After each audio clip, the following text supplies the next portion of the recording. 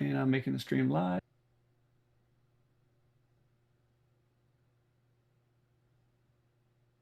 All right, stream is going. So for those that are new here, I give this same exact speech every time, but for those that are new here, every month we go through a server meeting here. Throughout the month, we keep notes on things we'd like to discuss with the players, any problems that arise that we want to discuss. Also things that we're doing in the background, changes, new stuff. We keep detailed notes on all that stuff. And then during the meeting, I go down that list of notes, go over it all with you guys and gals. After that, I usually pass the floor to the admin team, see if they have anything they want to discuss.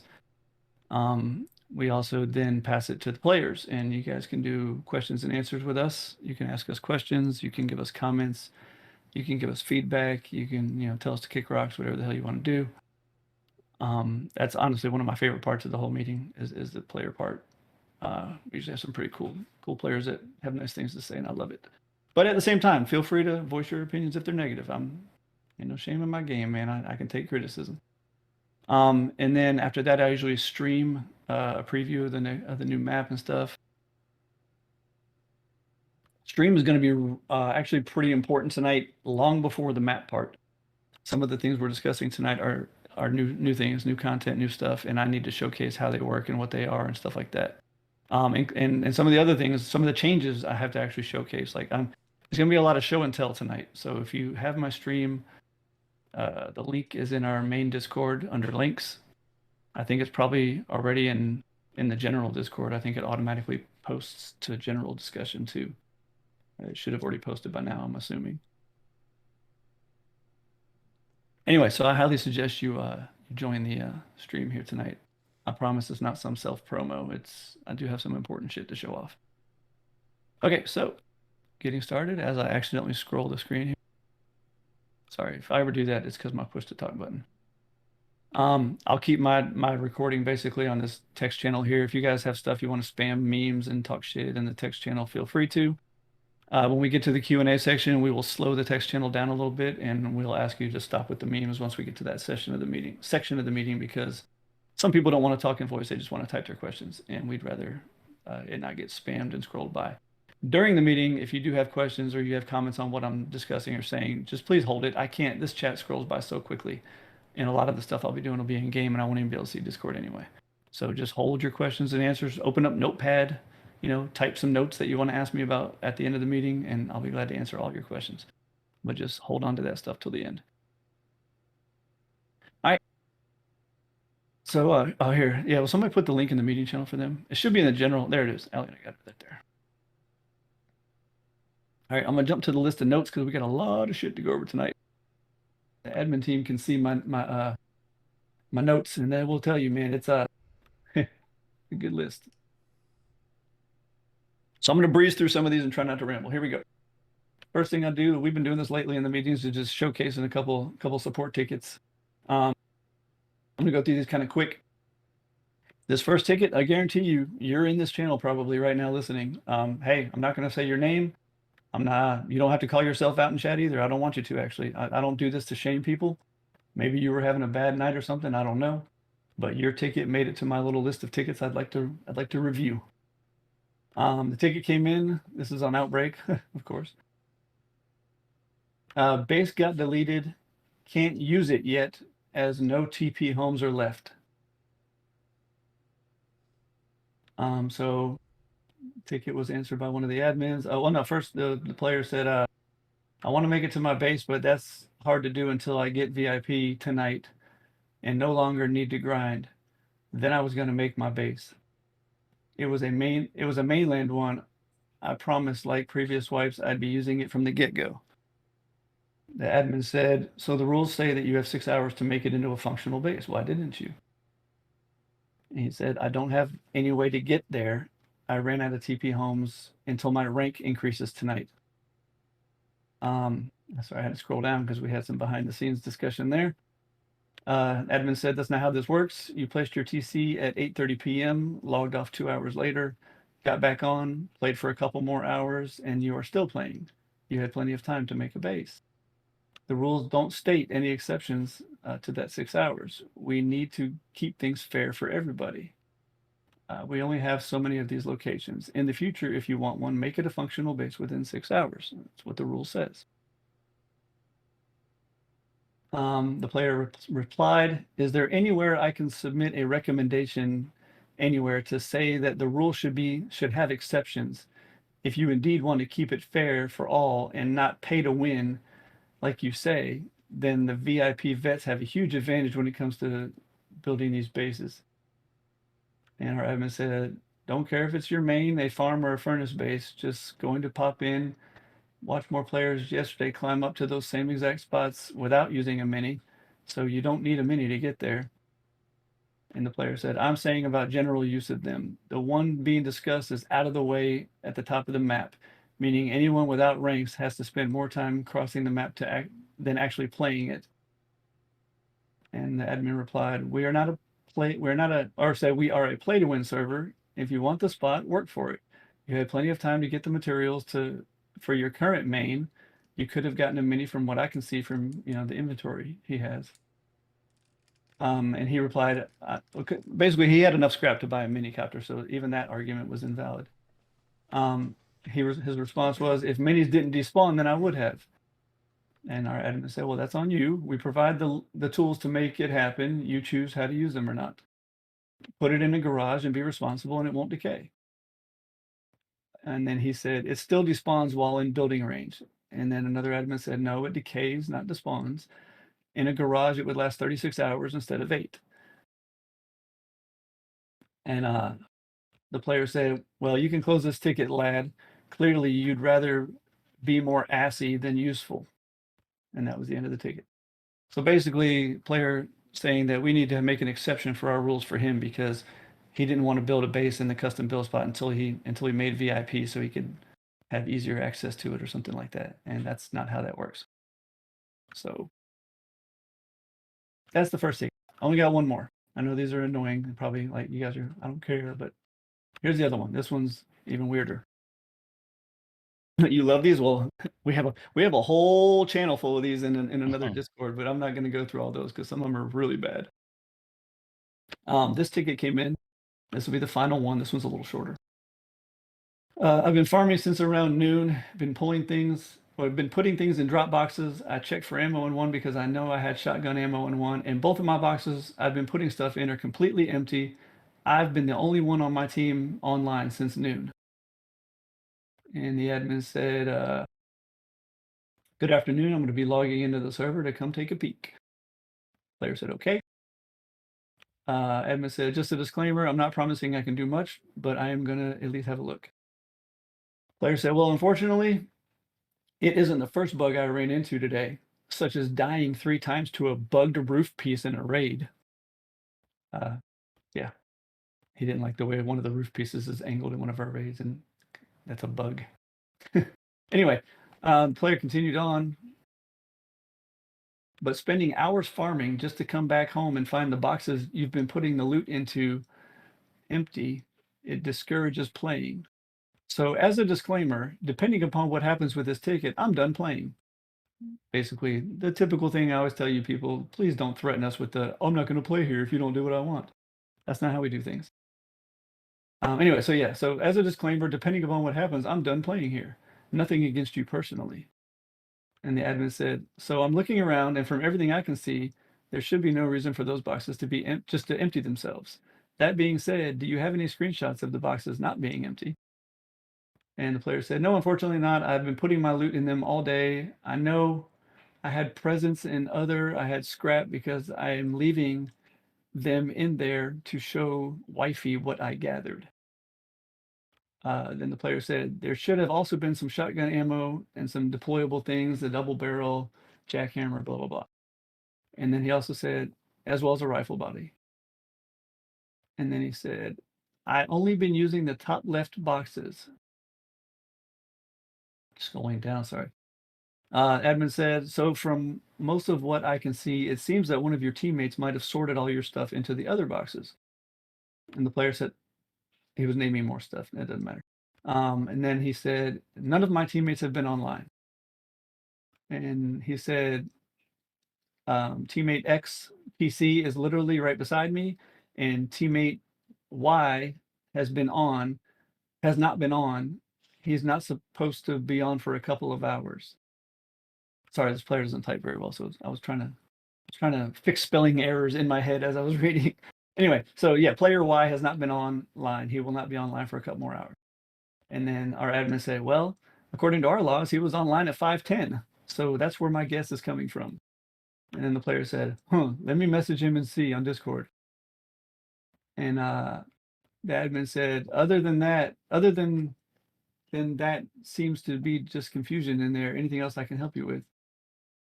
And the player said, oh, it seems he did put it away. Sorry about that. I swear I never saw his body move. Anyway, that's the end of the ticket. Literally threatened to quit our servers if we don't give him what he wants. And ultimately, just like we said, your stuff does not just disappear. Your teammate came on and sorted it. So those are the 2 tickets to showcase tonight. It's definitely a lot worse, but I don't want to waste all y'all's time. Moving on. I am not your personal support ticket, and I am definitely not your personal F7 report. I had multiple players this month send me DMs as their personal support ticket, like literally just DMing me like, hey, I can't remove this wall in this base. Can you help me out? Like, what? And then I had another one use me as an F7 report. You need to come check on this player. I think he's cheating. He's doing double damage to me with his gun or something like that. I'm like, what the hell? So I'm not your personal support bot, and I'm not your personal F7 report. Not trying to sound cocky or not trying to sound like a jerk, but we have a whole support ticket system here, and I'm probably one of the busiest admins we have. So not the best one to, no, I'm definitely not a bot. All right, moving on. The new suggestions, method, and restrictions on what we are looking for. I'm assuming everybody has seen the new suggestions channel. I'm trying to scroll and find it my damn self here. Basically, please make sure you read the, I'm not going to go over it right now because we have a lot to cover tonight and you guys can read it yourselves. Just go over the actual guidelines for the suggestions channel. People have been doing much better this time. That's why I canceled it before and turned it off, was I got so sick and tired of just complete off the wall suggestions. Like, hey, could you make it so that when I click a button in the game, like a girl hops out of my computer and gives me head? Like just stupid shit like that. Like no, it doesn't work like that. So please make sure you read that. I had to decline one today that suggested we do something that the plugin just does not have the capability to do. And it clearly states in the instructions, you need to do the research on the plugin to see if the plugin can do what you want it to do. I'm more than willing to tell you the name of a plugin. If you're like, hey T, what's the name of our store plugin so I can go research it and see if it'll do what I want it to do?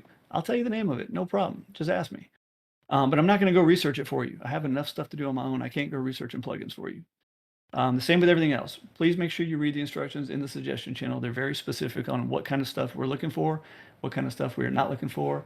And believe it or not, there's actually some stuff we're looking for that you probably may not even be aware that we're looking for. You know, skin suggestions, raid-based suggestions, smart bot suggestions, you know, the chat bot that answers everybody's questions and makes smart-ass comments. We actually take suggestions on a lot of that stuff, and you guys may not realize it. So go read that channel, please. I think it's right above the suggestion channel. I don't have time to scroll through it right now. Moving on. You guys can tell I'm trying to fly through this shit tonight. Discussion of the base full of picture frames. Oh yeah.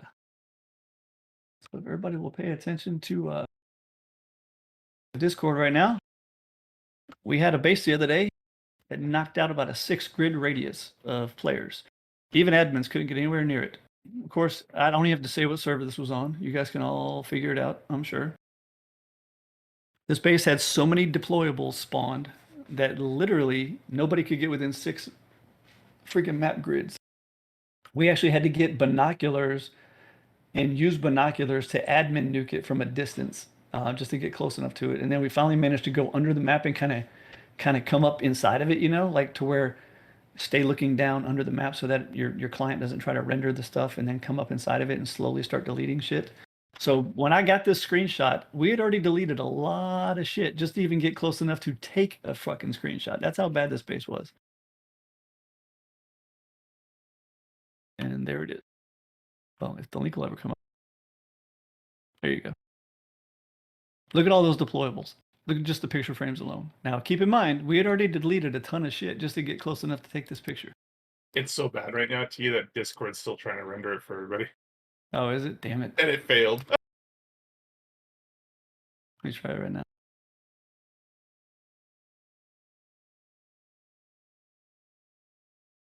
Oh, it's not working. So much stuff it broke the screenshot. All right, I'm gonna open it in my browser and just copy the actual image. Instead of, I was trying to do it with the link. There you go. So yeah, like I was saying, keep in mind, we had already deleted enough entities just to be able to get close to that base. Alian, I don't think you saw this one. Did you see this picture? Like, what the hell?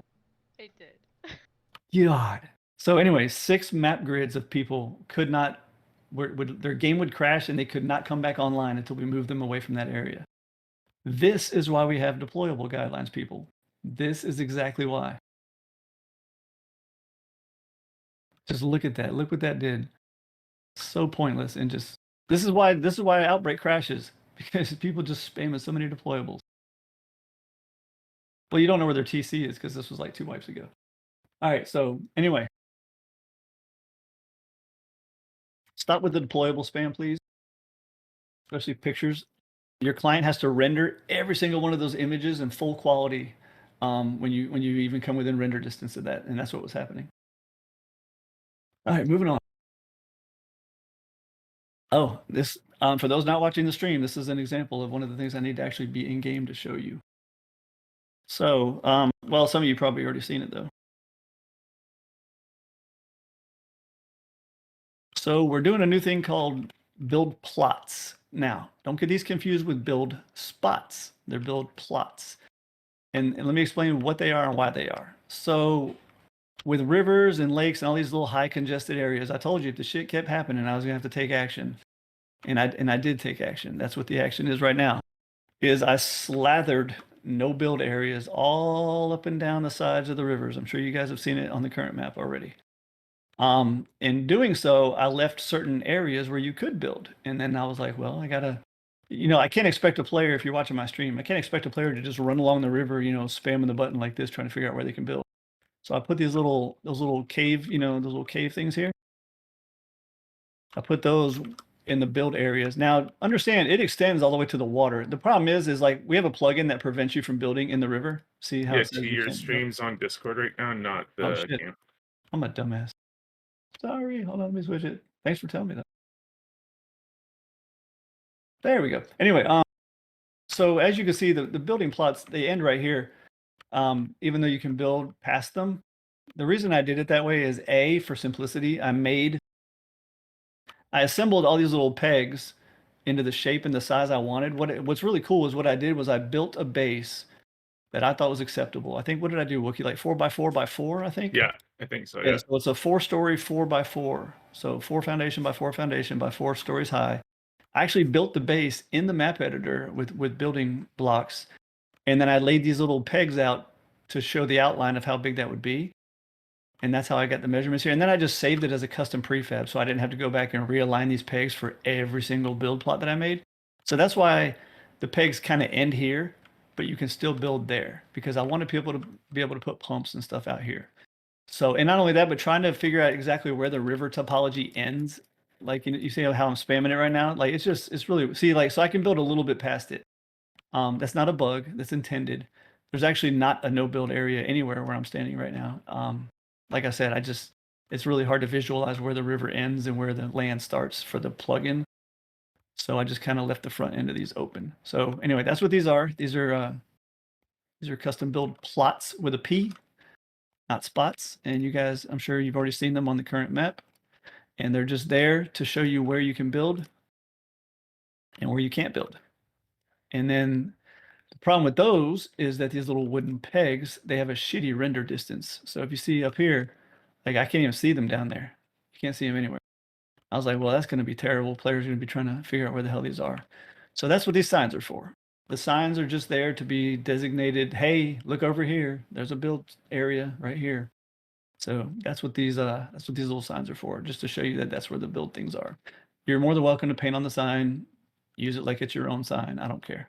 If nobody's built there yet, please don't, or if they forget to lock their sign, please don't go by drawing dicks on people's signs or whatever. That's just let me do that. I'm the dick drawer. So Anyway, these are build plots, and that's important you understand that distinction because we have more to talk about with this in a minute. These are build plots. That's all they are. There's no rules on these. There's no restrictions on these other than where you can build. That's all they're there for. You can have more than one or, whatever. That's all they are. They're just showing you the outline of where you can build. Cool? Everybody cool with that? All right, moving on to the next note. And my stupid push to talk scroll momento. Okay, here we are. Now, this is a big one. A real big one. I'm about to piss off a lot of people. So just know, admin team can vouch. I'm going to stay in Rust because I'm going to show you what I'm talking about here in a second. The admin team will vouch. We spent a lot of time discussing this. A lot of time. There's going to be a new custom build spot rule. Yeah, this is a bad thing, a really bad. Well, it's a great thing, honestly. The one player that actually heard what we're doing, I think it was one of our map testers or somebody that heard us while we were working on this. No, it was Or it was Grim. my stream. It was in my It was stream. Grim. Yeah, it was in my stream. Grim Milestone. He heard us talking about it in my stream when I was working on this. And honestly, I was like, oh shit, he's gonna start spreading the word and everybody's gonna start bitching. And he was like, no, I love it. Yeah, see, Netra's saying he likes it too. So here's the thing. There's a new rule with custom build spots. We're honestly just absolutely fucking tired of the arguing and the fighting and the greed that comes with custom build spots. It's been an ongoing battle. Like, I mean, hell, Aliana, longer than you've even been around, right? It's just an ongoing battle forever. Yeah, And nothing took the wind out of my sails like the Christmas map with 60 custom build spots and more drama than I've ever seen. yeah, they were still fighting over them. So it's just like, it just never ends. And then of course you got people trying to, everybody's just running around claiming them right off the bat, and then they're going and building a base somewhere else and trying to hold on to it, and then they're arguing with us when we tear their TC down because they had it for too long. It's just, we're sick of the drama. It's way too much drama, and the custom build spots take a lot of work. They're not easy. It's not like the normal land in Rust. I don't have to build that. You can just build on it. But these custom build spots, they're a bitch. We try to come up with new designs and cool stuff, and all it gets us is a headache. So the original idea was just fuck it, no more custom build spots. But we didn't want to do that. A lot of people like it, and it comes back down to the whole, why are you going to punish everybody, for the handful that are being jackasses? So here's what we came up with. As you know, custom build spots are extremely powerful and OP. We've always designed them in a way that it's a trade-off. Like, I kind of like, the trade-off being is if you build in this custom build spot, maybe the terrain is kind of janky and it's hard to put stuff how you want it. Or if you're building that custom build spot, it's not as big as you want it to be, so you can't build a giant compound or whatever. There's always been a trade-off with custom build spots. And there always will be. And now there's a new trade-off because there's a new rule. The rule is, if you live in a custom build spot, you cannot have another base, period. TP spots, those little 1x1 foundations with a TC, just so you can use a /home, to get across the map type thing. Those are okay. I'm cool with TP spots. A little 1x1, a TC with a sleeping bag, nothing more. I'm cool with that. But if you are living in a custom build spot, or if you have a custom build spot, you cannot have another base on the entire map, period, except for those little TC spots. This also applies to clans. In other words, if anyone in your clan has a custom build spot, your clan needs to be living in that custom build spot with them. You cannot have another base, period. If that sounds unfair, well, then tell your clanmate, hey, don't claim that custom build spot. You're going to fuck the rest of us. Or tell your clanmate, hey, you better claim a big one so we can all live with you. The whole purpose of being in a clan is so that you guys can live together and base together. So honestly, it makes no sense why you would need more than one. Obviously, the natural knee-jerk reaction is going to be, well, what about my farm base? What about my vehicles base? What about my shopfront base? What about how I envelop all my large furnaces in another base? Exactly. That's my point. Exactly. If you want all those bases, then don't take a custom build spot. So just to clarify it one last time, because there's going to be a timestamp link to this statement. If you claim a custom build spot, you cannot have another base anywhere on the map except for a little, those little single foundation TP spots that people like to do. That's it. You have to choose custom build spot or multiple bases. You can't do both. I know that's a huge drastic change, but it is necessity. It is necessary. We are sick and tired of the arguing. We're sick and tired of the greed. We're sick and tired of the fighting. I mean, my God, the first wipe of this month, we must have had 5 tickets in the first hour of people bitching and screaming and literally in game cussing each other out and screaming, rage quitting, all over a custom build spot. Like it just never ends. Then we got another one. This ticket, I'm not even going to read in here because it would take me 2 hours to read the arguing in this ticket. We got another ticket with someone screaming at us about this and that. Oh, it was a real base. It was functional. I had a TC and 2 empty boxes in it. And no, that's not a functional base. It just goes on and on. We're so sick and tired of the arguing. We're so sick and tired of the fighting. So that's what it is now. Oh, this is permanent, by the way. Whoever just said make this permanent. This is the new rule. This is permanent. If you want to build in a custom build spot, you cannot have another base on the server anywhere. T, Now- can you warp over to one of them? Just That's why I'm in Rust. Yeah, Okay, cool. I'm getting to that part. Now, Yeah. there's a few caveats here. A, we're narrowing down slightly what the definition of a custom build spot is. So by the way, everything I discussed tonight starts at force wipe. This doesn't count for this wipe. We're taking caves off the list. They're not considered custom build spots anymore. Like the actual vanilla ones, like the real vanilla caves. They're not considered custom build spots anymore. What's going to be considered a custom build spot is something that or whoever works on the map, specifically builds for players to build in. I will show you an example of one right now. Damn it, I was literally hovering around one, but I was doing that whole Discord parkour thing where you fly around and jump around because you're talking. I know there was one right over here somewhere. Oh, is that it? Yeah. So anyway, I mean real things like this right here. This is an example. This is something specifically made, look, for a player to build inside of. That's the only purpose of this. This will be a custom build spot. If you build in here, you cannot have a base anywhere else. And yes, I am going to show them that designation in a second, Wookie. Another thing to know, another caveat to this new rule, is I'm going to make it a specific, whatever you call it. Anyway, I'm going to be specifically trying to enlarge. Is that a word? Is that even a fucking word? Enlarge? I should just say engorge. I'm gonna engorge my throbbing custom build spots. Now I'm gonna try to make them bigger for you guys. I realize me making that rule definitely makes it weird, considering lately I've been trying to shrink the custom build spots so that you guys won't build so big in them. With the new rule, I'm gonna do the opposite. I'm gonna try to expand them some so you can actually build a little bit bigger. I'm still sticking with my normal stuff. I don't like people surrounding my custom build spots with shit. Like, for example, this one right here. Let me turn on my magic so I can actually do it. People start building and they literally just build around it and surround the whole damn build spot. Like, I hate that shit. This drives me crazy. It's like, I spent so much time trying to make this really nice looking place for you to build, and you're literally just going to envelop it with foundations and walls and make it look stupid. So you still won't be able to do that. When I say enlarge them, I don't mean the area outside them. I just mean I'm going to, try to spread them out a little bit, make more room for you to build inside so that they're not cramped. Another thing we're doing, and of course I go to the one custom build spot that I didn't put this on yet. Hey guys, that's an Armageddon map note right there. We need a sign. Anybody know off the top of their head where another custom build spot is real quick? The cave one. Go north to the Yeah, there's right. the one that Pizza had me do. That has the sign. Yeah. All right. So here's the other thing I'm doing for you guys. Just so that there's no confusion and there's never any oh, I didn't know, admin, that kind of shit. We're putting these signs right here outside every custom build spot. So there's never confusion. You never run across something and go, oh man, is this one of those custom build spots T was talking about? Can I not build anywhere else now? Now you'll know. If you see a sign out front, yes, it's a custom build spot. If you don't see a sign out front, it's not a custom build spot. If it's a custom build spot and I forgot to put a sign, that's my fault. And you can go ahead and treat it like it's not one because it's my fault. I totally will own my mistakes. But anyway, so we're putting this sign outside of every custom build spot. It has all the rules on it. This is how the people in my stream already knew about this, by the way. It has all the rules written on it. So there is zero chance for even a brand new player to claim ignorance and say, oh, I didn't know. I didn't check Discord. Nope, it's all right there in front of you. There's no way you can miss it.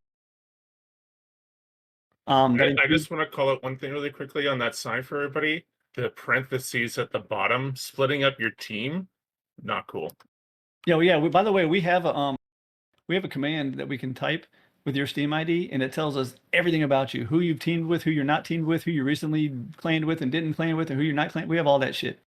So if you want to be one of the slick players, which we've had before when we had rules that involved clans and stuff, if you want to be one of the slick players that wants to, oh, we'll just split up our clan and then remake it towards the end of the wipe. Nope, we can track all that shit, and you will be banned.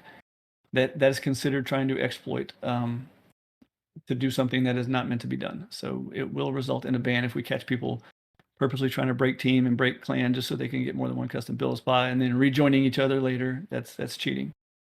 So please pay attention to these. Also, look around. Like, see this iceberg has 2 entrances. There's not a sign on this entrance. That does not mean this is not a custom build spot. Just look around. If the build spot you find has more than 1 entrance, check them all. Chances are, that sign is like 300 entities. I'm not going to try to spam extra signs if I don't need to.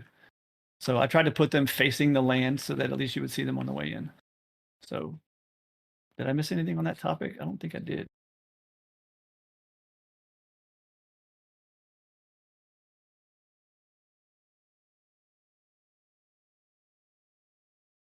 Yeah, honestly, the ticket I'm refusing to showcase because it's really lengthy and probably would embarrass the shit out of the people involved, how they acted towards us. And I say they because it got so bad that they, being a girl gamer, had men gamers putting tickets in her behalf and literally cussing at us. And I don't know why you guys think we can't see team chat, but we can. And even saying in team chat, yeah, I'm finna rip these admins a new ass. And it's like, dude, really? So literally cussing us out on her behalf because she had a custom build spot and was breaking the rules and lost her custom build spot. So treat us with some dignity. Like, give us a damn break. Like, the rules are not that hard to follow. If you don't want to follow them, just don't build a damn custom build spot. It's not that difficult. I personally don't build in them. If I was a player, I wouldn't build in one. I'd prefer to build on these cliffs over here. So yeah, like Nola said, just show a little respect when you do that kind of stuff. If an admin comes and tears your TC spot down in a custom build spot, that's the end of that. I mean, we have timers. Let me show you. Real quick. Get myself a TC.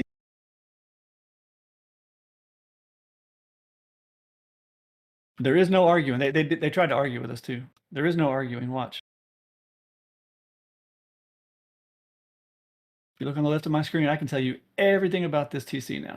I can tell you who owns it, when it was placed, the coordinates, everything about it, who's authorized on it, tell you if somebody damaged it, tell you everything about it. So please don't try to argue with us. It tells me all the way down to the seconds when you place this TC. So we do have the data to back it up. Yes, I know I'm covering a lot of negative stuff right now, but I promise it's just because I saved all the positive for last. All right, moving on. I'm glad I was tabbed out of Discord. I didn't want to see the comments on that new rule. I'm sure I'll hear about it during the Q&A. Okay, moving on. Find where the hell I was. I think most of them agreed with you, if that makes you feel better. I'm glad. The people that show up to the meetings are usually the cooperative, hey, I want to do whatever's best for the community type players. So that's the problem. The people that need to see this new rule ain't in the damn meeting. But yeah, I appreciate the support. I'm glad you guys understand. We're just trying to avoid drama. Just trying to avoid drama. As you could tell with the river and the custom build spots, back to back there. That's all we're trying to do is just stop the drama. All right, moving on for real. Need to have a major discussion on the massive amount of industrial parts spam, and that if it continues, it will force our hand to change some convars to nerf the usefulness of those parts. So the industrial spam. Holy shit. If any admin has a chance, go to our hidden channel on our server and grab some of those industrial spam pics for me and throw them in this chat while I'm talking here, because that's just yeah, you better get in here and play with it quick then, because the way our players are going, it's going to get nerfed. We have convars that we can set.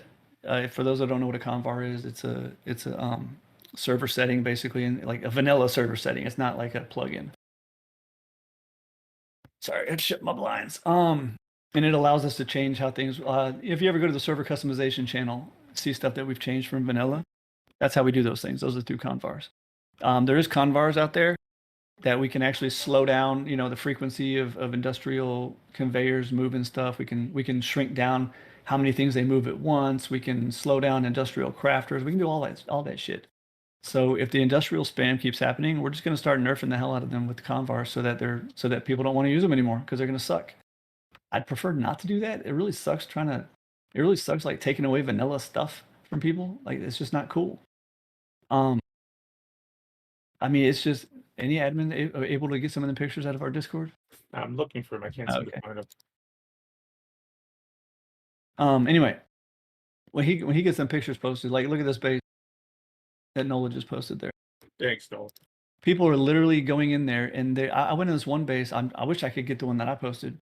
I went in one base, and they literally had a box for every type of item there is in the game, and had an entire industrial set hooked up to each one of those boxes, so that when they came to their drop box, I guess, to drop their loot, it would all get sorted perfectly out to all these different. The problem is you don't need a box for every item in the game. You don't need it like that. Because I went and looking through their boxes. There must have been 90 boxes in there with all the industrial stuff attached to them. And I looked in every box, and every box had maybe one item, maybe two. Some had zero. It's so pointless. It's so pointless. By the time you spend that time building all of that, folks, you basically could have just spent all that time just dropping your stuff into your boxes when you come back from a raid or whatever you're doing. Yeah, Like it doesn't need to be like that. Like I can understand it for the electrical furnaces and maybe like a little crafting thing if you want to, but like using it as an auto sorter because we got rid of the auto sorter plugin. Come on, really? You probably Well, even spent 2 hours building that. I could see sorting a couple major things, like, hey, when I drop stuff in here, throw my stuff in the furnace for me. That kind of stuff is fine. I get it. I would do the same thing. I love all the intricacies of the electricity and all that kind of crap. But like it's just gotten unreal. I'm scrolling feverishly trying to find my posts. I had a couple of really good ones I posted in that Discord channel. But that stuff's got to get under control, or we're going to control it. Yeah, auto loot sorter went away with the industrial stuff because the industrial stuff allows you to auto sort. You can program those things, those pipes to send guns to this box, send clothing to that box. The problem is people were doing it for every item in the game and making separate boxes and separate layouts, and it just went crazy. So again, it sucks you guys weren't able to find the other pictures, but there was much worse ones. That picture that Nola posted is probably one of the most tame ones out of the entire collection. It's just getting out of hand. So this will be that warning, kind of like with the custom build spots and the river plots. We warn, and if it doesn't change, then we have to take action. So I'm just warning you now. The action we're going to take is nerfing the effectiveness of all those things, and that's going to really suck. So please get that under control. I'm hoping it's just a fad. Yeah, it's new. We're just playing with it. It got boring. Now we're tired of setting it up every wipe. So hopefully people will stop with that shit. All right, moving on. Major update to the kits plugin. The major update to that plugin will go live on Force Wipe, so it's not yet. But basically, this update was so major, and this is going to make Aliana's eye twitch when she hears me say this. This plugin update for kits was so major that I had to remake the entire kits file. It completely wiped everything, the config, the kits file, everything, because it was such a major update. But this update was important. The reason I even installed it is it allowed us to. Sorry, my dog's in the background playing with somebody. It allowed us to include custom items in kits that retain their properties. In other words, I'm trying to think of something that has a property, like a Z or something like that. It basically lets us put things in the kits that keep their customizations rather than losing their attributes, which is how the old kits plugin worked. So on your end, you won't see anything different. It looks exactly the same to you guys. But on the back end, it's a huge update for us. So the only reason I'm even mentioning it is if you see anything weird going on, like with tainted resources, I don't know if you guys remember that big glitch. If you see anything weird like that happening, just let me know ASAP. Like, don't just let it slide. Let me know because you never know. And for those that don't know, the tainted resources thing is where an item was being assigned a custom attribute, which was rendering the item to lose its vanilla properties, ironically. So in other words, like if you had scrap in it and it was assigned a custom attribute, which is what the new kits plugin allows you to do. That's why I was nervous. Suddenly your scrap couldn't be used anymore. You couldn't use it to research. You couldn't do shit with it. If you split the stack and then put them back together again, then you could use them because like splitting the stack would wipe that customization. Long story short, if you get resources or scrap or anything like that acting funky and not doing what it should do, just let us know so we can get it fixed. All right, moving on. I get too distracted with the text channel. I want to keep answering people.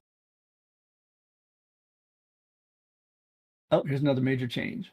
Personal attack heli is no longer part of /s. Again, this will be going live at ForceWipe. It's going to be its own command now, and I'm going to explain why. And there's good and bad in this. So first of all, you guys missed out on a huge debate. We'll switch back to Rust because I do have to show you something with this. So if you have my stream open, you will be seeing something here shortly. Switching to Rust.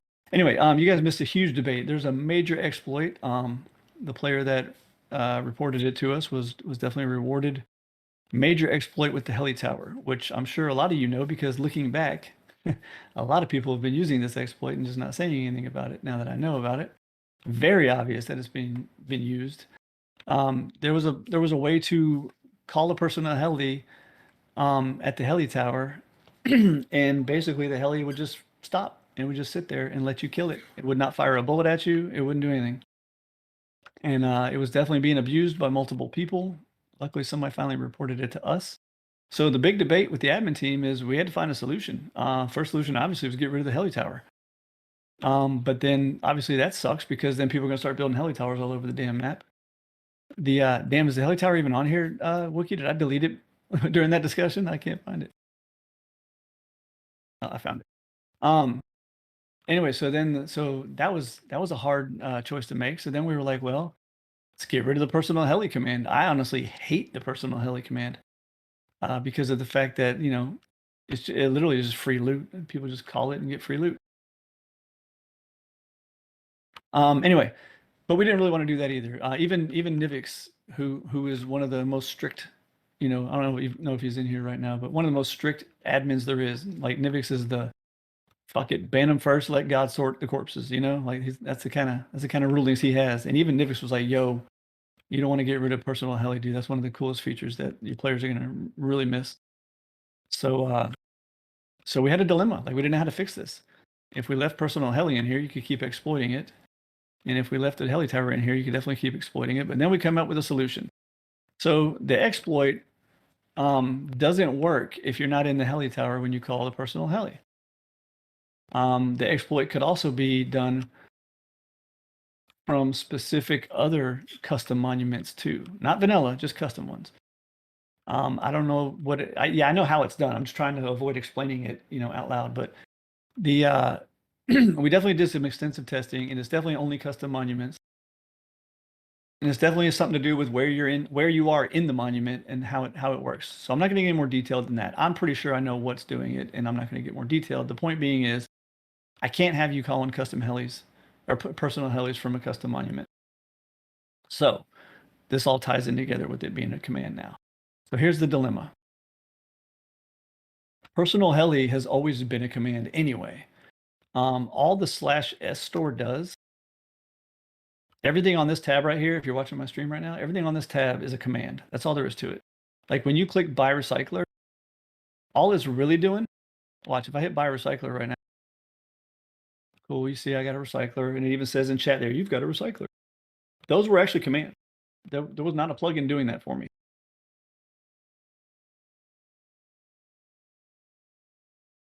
Look, you got a recycler again, see? Literally just a console command. Now I have 2 recyclers. Oh, they stack. I didn't even know. That's cool. Anyway, so that's all that commands tab does. It literally just fires off a console command behind the scenes. Nothing more, nothing less. So the problem with the heli, by the way, as you can see, I changed the button for the heli to let you guys know, for those who didn't come to the meeting. So the problem with the heli is this /s has no way of receiving a reply. In other words, like let's say I bought that recycler, but my inventory was full. There's no way for the /s plugin, because they're 2 different plugins. There's no way for it to know that my inventory was full. There's no way for it to give communication back and say, hey, his inventory was full, give him back his RP, he didn't get a recycler. It just can't happen that way. So the problem with the heli was, if I let you guys, so if I fix the personal heli plugin to where you can't call a heli from a custom monument, which we did do, by the way, and I'll show you that in a second. If I fixed it for that, I can't let you use it through /s anymore, because let me go ahead and show you how that works. So now the way it's coded now is if you're in a custom monument or within a certain radius of a custom monument, you can't call a personal heli now. So watch. You cannot call so close to this monument. Like you go outside the monument, and no, you don't have to go this far. I'm just doing this because I don't want to sit there and take a couple steps. I just want to get it over with. Boom. And there, you paid 5,000 RP for a personal heli, so I got it set to the same price and everything. We had to pay Nivix to customize all this, by the way. None of this was included in the custom heli, the personal heli plugin, so this is all customized now for us. So now the cool thing is you can always just run right back in here. I don't even care if you have a friend waiting up here to teleport to or something. So I have no problem with you taking the heli from these things. You just can't call it from these things. Those of you who are exploiters and we're exploiting the shit out of this, we already tested it. Warping, teleporting, running in there as fast as you can. None of that shit works. The exploit does not happen with any of those methods. We already tried them all because we figured that players definitely would try it. So just know, don't even bother. They don't work. Anyway, so you can't call a heli from a custom monument anymore. And the reason I had to make it a command instead of using /s was because if I'm standing right here and I try to call a custom heli, /s won't know that I was too close to a monument, and it won't give me my RP back, and it won't give me my cooldown back. So, if I try to buy a heli from here from /s, it would fail, and I'd be on a cooldown, and I'd be missing 5,000 RP. So that's why we made it a command now instead of in the /s, so that does not happen. For those that when you go into the /s, if you forget or if someone wasn't at the meeting, you click the button. It even says heli is now a command. Check info. Do not use /s for calling heli. Only left this here as a placeholder. Use call heli. It tells you everything. I'm not going to leave this here forever. I'll leave it here for probably like a month. If you do hit the buy button, it takes 1 RP. No, I'm not giving you back your RP. It just takes 1 RP. And it even says in chat, calling a personal heli is now a chat command. So it warns you in every way possible so that we don't get support tickets about it. So everybody hopefully understands how that works and is cool with that and understands why it is a necessity. If they want to make a heli tower, they can make a damn heli tower. Honestly, my initial vote in this whole situation was get rid of the heli tower. I hate the heli tower. I hate the heli tower because it's too damn easy. We got people at 30 minutes into a fresh force wipe taking heli from it. Whereas if we got rid of the heli tower, you guys have to build your own damn tower. You have to get resources. You got to upkeep it. You got to repair it when it gets damaged. So don't tempt me. I'd love to get rid of the heli tower. And actually, that was the winning vote, wasn't it, Wookie? I swear, when we were doing that vote, I think getting rid of the heli tower was what won the admin vote. Yeah, it was, I think. Okay, yeah. And this is like a last ditch thing. Like, you guys don't understand. It was official. Like, we voted. We discussed it for hours and hours and hours, and that was the final decision. Was we're just going to get rid of the heli tower. And then at the last second, we had an idea. The idea was to use the same methodology. What is that fucking word? You know what I'm talking about. Methodology. That. The same way we do town. You know how in town you're restricted to only using /s in town? Well, the way we do that is there's a hidden entity that I place in town that you can't see. And we just have a custom plugin written that if you're not within X meters of that hidden entity, then it doesn't work. And that's how that works. So we did the same thing with the heli tower. If you're not within X meters of the hidden entity, then you can't call a heli. So luckily at the very last second, we came up with a solution because the original was just going to be to get rid of the heli tower. So don't tempt me. I wanted to get rid of it because we had people complaining about it. They're like, oh, T made the windows wider. The heli tower is useless now. Like, yes, that was an actual statement from somebody. And then we had another person bitching in chat. I don't think they know that I saw them bitching about it, but they were bitching that it's completely useless because I put it on the edge of the map. And I put it on the edge of the map for a reason. Because you people surround it with buildings. Like it just gets spammed with buildings when I put it anywhere else. So that's why it's on the edge of the map. If the heli tower is so useless, build your own. You're more than welcome to. Unless you're in a custom build spot. Haha.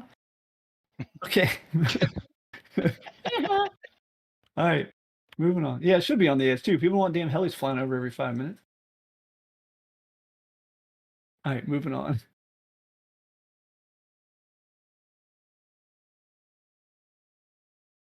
Keep getting distracted with Discord people chatting. Okay. Abandoned PvP base example of why building right on top of each other has negative consequences. You go. Am I back on Discord with my screen? Okay, cool. So right there. Is this one going to pop up? Really? We're going to do this again? It's thinking. There we go. It just doesn't like the link. I think it's because I'm pulling the links from the admin Discord is probably why. So that's an abandoned base in the middle on that river. But look at all the other bases that are now in PvP. Now the good news is we were smart enough to make our custom plugin not make those other bases damageable. Is that a word? I guess. Yeah. But the players inside those bases are definitely fucking damageable. So, you know, it really sucks if you're coming out of your base to go farm some pumpkins on the river and suddenly you're in a PvP zone. You didn't even realize it. So just be careful. Building up each other's assholes has consequences. Good excuse to build away from the high traffic areas. Ah, yes, the old farming the pumpkins by the river. All right, moving on. Got a lot to go here. All right, well, you guys are not going to like this, but it is what it is. We've had a bug for a long time now that we've been very aware of. I honestly thought the bug would be a huge fix. Players enjoyed the bug, actually. It was never intended. Players enjoyed it, so I'm like, you know what? Let's put it on the back burner. One of these days, I'll pay Nivix to fix it. I honestly, basically, my decision on waiting so long to fix this bug was I was like, you know what? We spend so much money on other plugin development stuff. Players don't mind the bug, that's for damn sure. I was like, I'm not going to spend money to fix this bug. And actually, I think I was saying that exact thing in voice with Nivix that night, and he was like, "What bug?" And I was like, "Well, I'll show you what I'm talking about, but here you go." And I showed him the bug, and he was like, "Dude, easy." It was literally 7 letters to fix the bug. 7 fucking letters to fix the bug. So, I'm going to tell you what the bug is, and I'm going to explain to you why it's a bug and how it was supposed to work in the first place. No durability, repairing weapons and other things. That is not an intended function of that plugin. The plugin was coded incorrectly. The way the plugin was coded was every time you use a weapon. By the way it was coded is also much more server intensive than what it's supposed to do. Every time you use that item, reset the durability to maximum. That's how the plugin was written. And it was supposed to be written, I don't remember the exact variable that it's called, but it was supposed to be written, reset it to its current maximum. In other words, what it was at when you started using it. Basically, in other words, no durability is not supposed to be a repair tool. No durability is supposed to stop your items from taking durability loss. Hence the term no durability. So we finally fixed the bug. It was 7 letters. So what that means, I'll go ahead and even show you in game, is, wait, let me make sure I don't have no durability. Hold on. Mission group. What group is T-Bird in? Don't Oh, forget I'm to everything. Look at swap it. your Good. screen to. Oh yeah. Oh, I'm behind the He scenes. tested it now. was working, so Yeah, I'm working. No, that's fine. I'm just saying, don't forget. Yeah. No. All right, give me 1 second. I'm just making sure I don't have. I want to turn off no durability so I can show you. I guess I could just go into a damn raid base, right? Don't they still take durability? They should. Mhm. Okay. Let me switch to Rust. I had the Stream Deck, but I still go over there and I manually click the scene that I'm switching to. So stupid. Okay. Use some explosive ammo to make it a little quicker. All right, so I don't have no durability skill perk right now or anything. It's just somebody trying to access the testing server. That was weird. Usually it says their name. All right, so my gun is now at like 66% or something. All right, so I give myself no durability. Oh, Sedna Eyes. Yeah, there's somebody on our test server. That's funny. Speaking of test servers, don't let me forget Wookie to give a little speech about map testers later. yep. All right, so now I've got no durability. Notice my gun is not taking damage anymore. That's how no durability, I can't even say that word. That's how no durability was supposed to work from the get-go. It was always supposed to be that way. If you have it, it just stops your weapon from taking durability. It does not repair your weapon. It was never meant to. Like I said, I thought it was going to be a very complex fix, and I didn't really feel like wasting money on it at the time. Come to find out, it was only 7 letters to fix it. Didn't have to pay for it at all. So, just so you guys know now, I know it's going to happen. First ticket after Force Wipe is going to be, hey, I'm a veteran, and I tried to repair my neighbor's gun, and it didn't repair it. Good, because you're not a fucking repair bench. So, that's how it works. Everybody got that? Cool. No durability, stops durability loss. That's it. Moving on. Told you guys I'm going to hit all the bad ones first. Don't worry, we got a lot of good ones coming. From here on out, and again, this one actually is not Force Wipe. This one's going to start PvP day before Force Wipe. Trade will now be disabled on the PvP day servers. So that would be Outbreak and Infection. /trade will be disabled during PvP time. I shouldn't have to explain why, but if I need to, I can. It's going to be pretty obvious. But we've had an issue lately with people exploiting that. One person staying somewhere safe with all the boom and all the guns and /trading it to their teammate who's out there fighting. So durability in raids still works the same. No durability in raids does not work. There is no such thing as no durability in raids. Yes, durability always goes down in raids. Absolutely. That would be. So you know what's funny is I always brag that like 80% of the features of the Raid Basis plugin came from Zombieland, and they do. Nivix will tell you himself, they definitely do. That feature came from us also, and the reason that feature came from us is because we had players with no durability going into raid bases, like fully armored nightmare bases, and raiding the entire base with a jackhammer. Literally just go in there and just jackhammer the whole base down. No fear, because they had no durability. So yeah, no durability will never be a thing in raid bases, ever. I will never, ever allow that in raid bases. ever. So anyway, but yeah, /trade will be off during PvP now because it's been being exploited a lot, and honestly, there's no real need for it in PvP. It's supposed to be as vanilla-esque as possible. So no trade during PvP. God, am I almost done with these negatives? Okay, yeah, I am almost done with them. Good. I think there's only one more. No, there's like 2 more. Kits that contain supply signals are going to be on a 1-hour delay anytime there's a wipe. So make sure you understand that completely. I don't mean now, first of all, by the way, this may expand in the future. I personally was trying to stop the rank kits too, veteran and VIP. I got overruled by some other admins. Honestly, I'd really love during the Q&A session for you guys to give me your feedback on that shit. Because here's let me pitch the whole idea to you, because what I'm about to pitch, it's the same reason for the supply signals too. So there's multiple reasons. Number one is the quickest all clear you're ever going to get is like 30 minutes. The quickest. The longest all clear could be 3 hours. You never know. So first of all, an hour is not really much of anything on a wipe day. How many times do you guys see people throwing supply signals, claiming their kids, doing all this stupid shit, and then we have to rewipe or something, and they're like, oh shit, I already did. They don't listen. So that was the number one reason why we started looking into how to do this. Every damn wipe. So that was the original reason. The secondary reason, the icing on the cake for this, and the reason I really want to I really want to limit all the kits except for the starter kit. And I would love for you guys to pipe up on this during the Q&A session, because a couple of the admins overruled me, and that's why we didn't do it.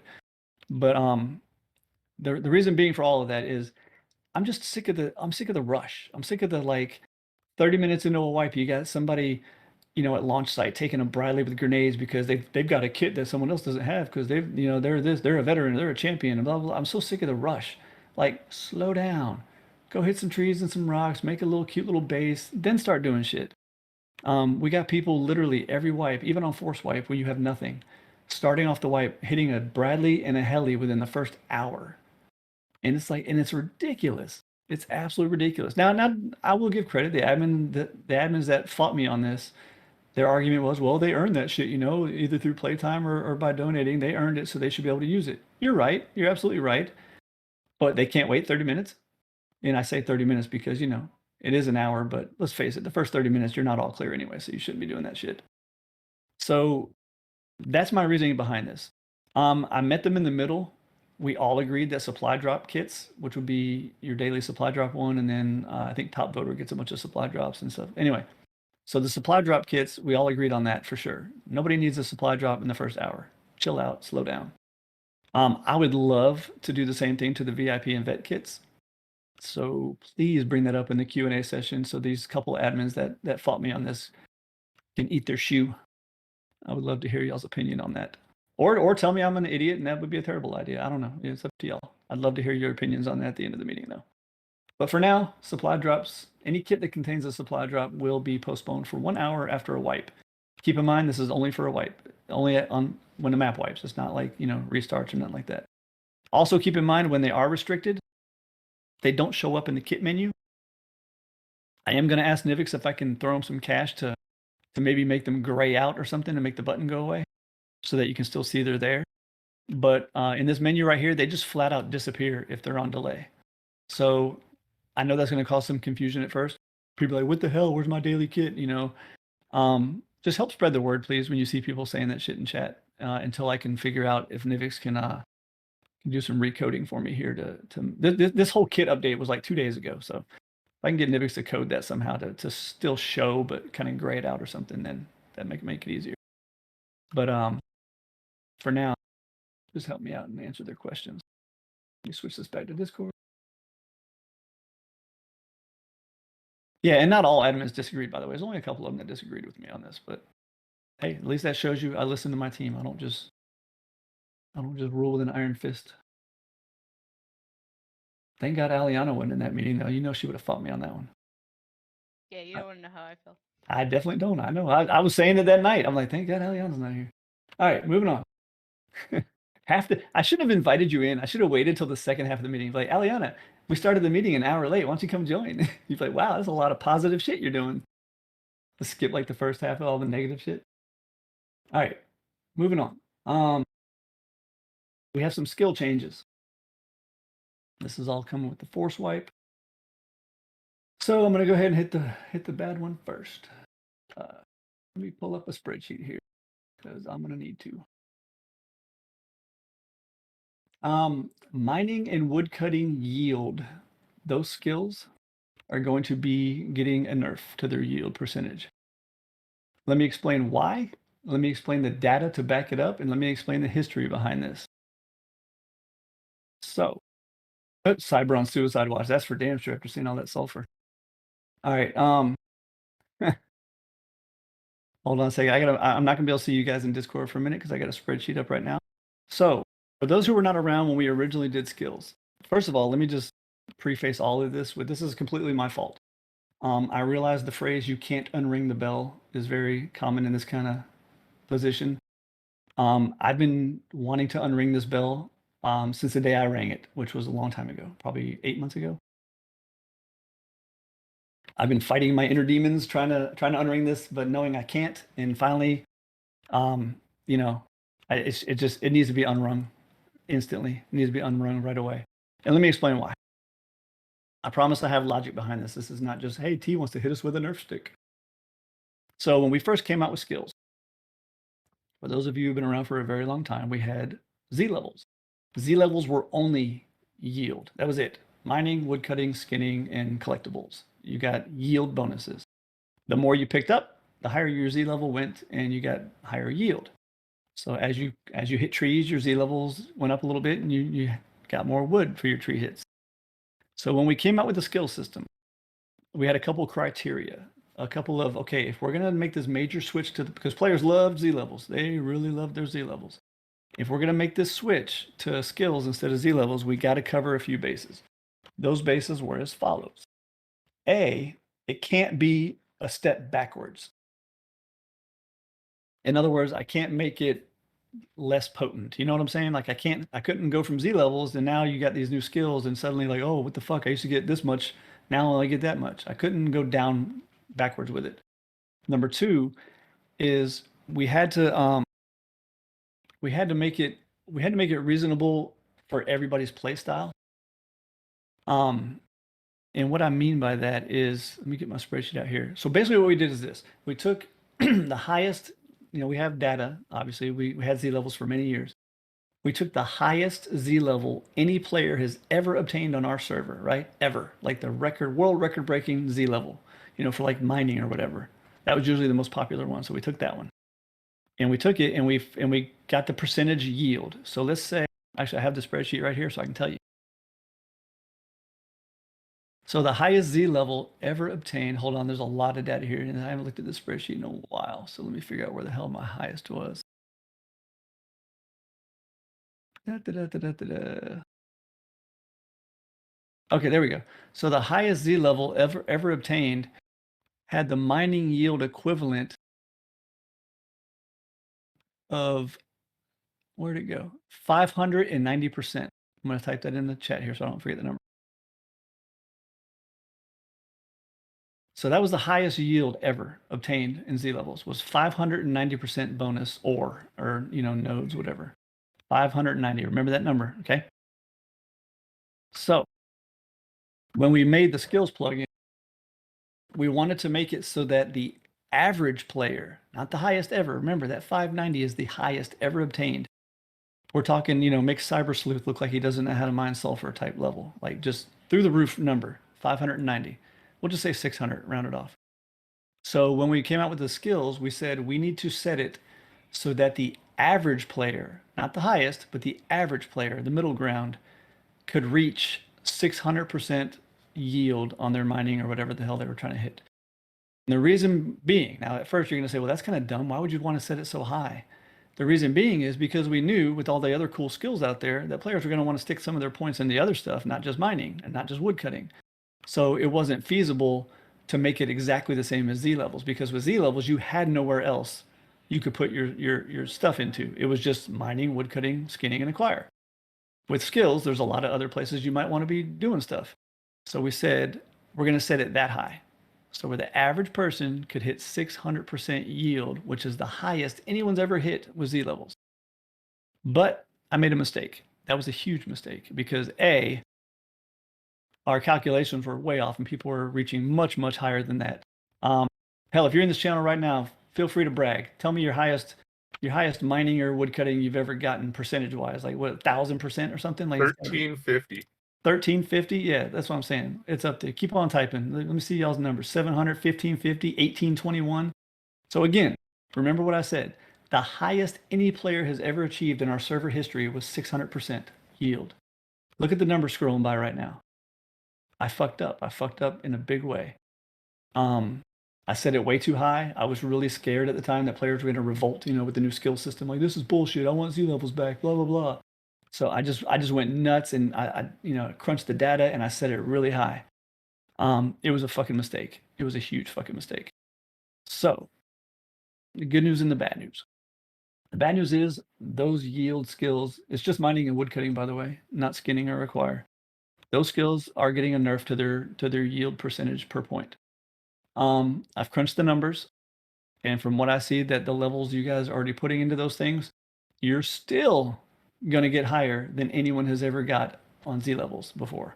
So it's not that big of a nerf to where you're like, holy fuck, it's hard to even get 200% yield now. No, you're still going to get higher than the Z levels used to be, but it's getting limited a lot.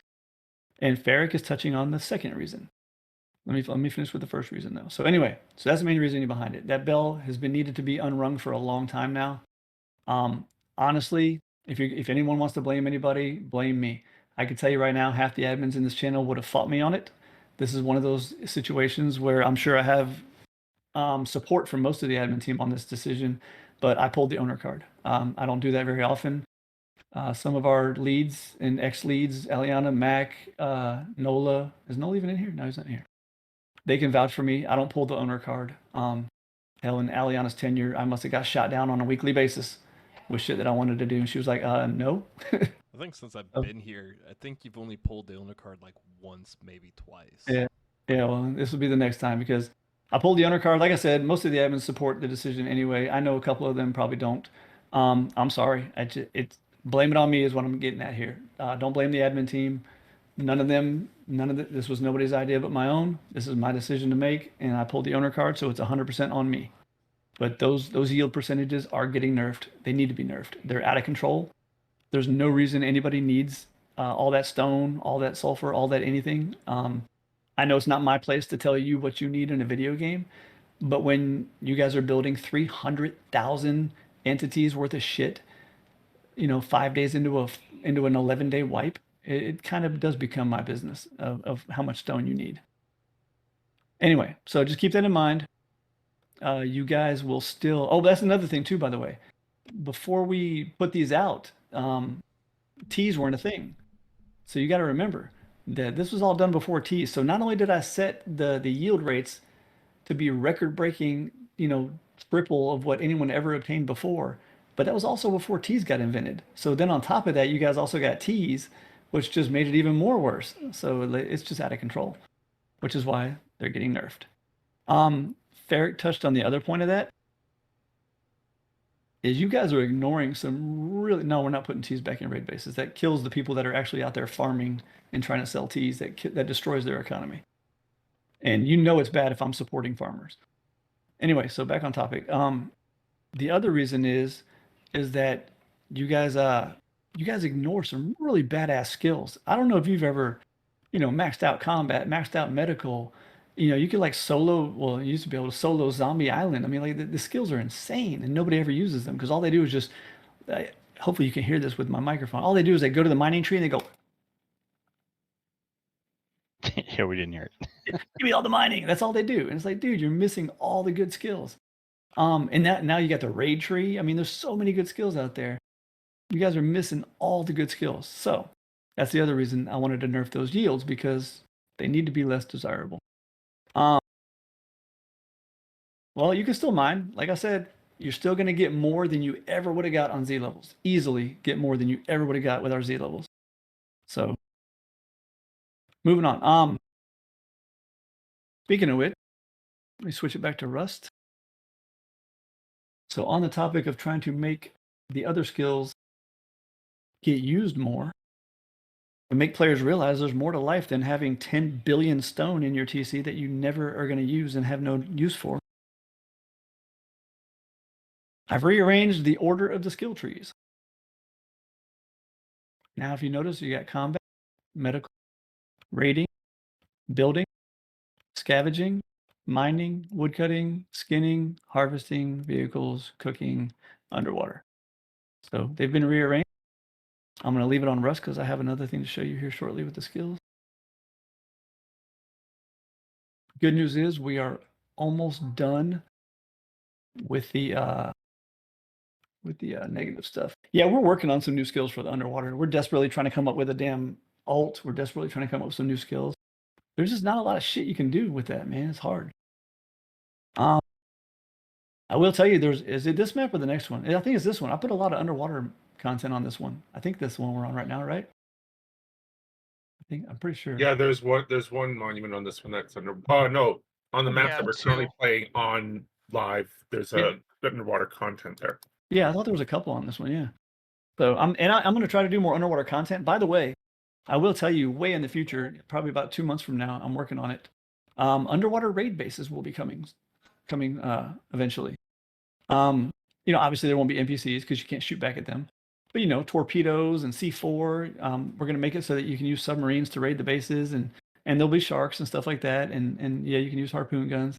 So underwater raid bases are coming soon. So you will want to have some underwater skills for that. All right, moving on. I gotta quit reading Discord. You guys asked me all your questions at the end. So I discussed that one. Okay, these are a couple quick changes. I'm gonna breeze right through these real quick. It's almost like an update log type entry here. The mechanic skill has been lowered from tier 3 to tier 2. Optimized recycling skill has been lowered from tier 3 to tier 2. Guild has been moved from tier 1 to tier 2. Shark Veterinarian has been moved from tier 2 down to tier 1. Scientific Breakthrough has been renamed to Tactical Advancements, and the icon has been updated. Rugged Up has been renamed to Insulated, and the icon has been updated. Second Wind has been renamed to Second Chance, and the icon has been updated. It's been a shit ton of time in Photoshop this week, by the way.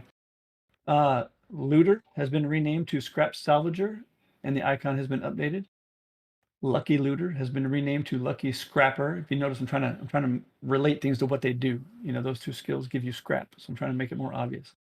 Lucky Looter has been renamed to Lucky Scrapper, and the icon has been updated. Defense Research has been renamed to Defensive Tactics, and the icon has been updated. Lucky Shot has been renamed to Headshot, and the icon has been updated. Thrifty Tinkerer has been reduced from tier 3 down to tier 2, and has also had its max level increased, and it has the percent per level has been decreased, but it was only decreased by 1/4 of a percentage point. So I mean, like, so tiny, I almost didn't even type it. But I was like, no, if I don't type it, someone's going to do the math and be like, oh, see, you didn't tell us about that. So it literally was reduced by 1/4 of a percentage point. But it was also dropped from tier 3 to tier 2 and had the max level of it increased also. Explain power tool modifiers and go over the hard data supporting it. I don't know why I have to go over this one again. Some of the admins are probably rolling their eyes like, oh my God, we got to go over this again. All the time we see rumors fly by about power tools and the power tool modifier. So I'm going to explain it again. That way I can have a timestamp and link my YouTube thing straight to the conversation here. The hard data. Yeah, dead horse like a motherfucker.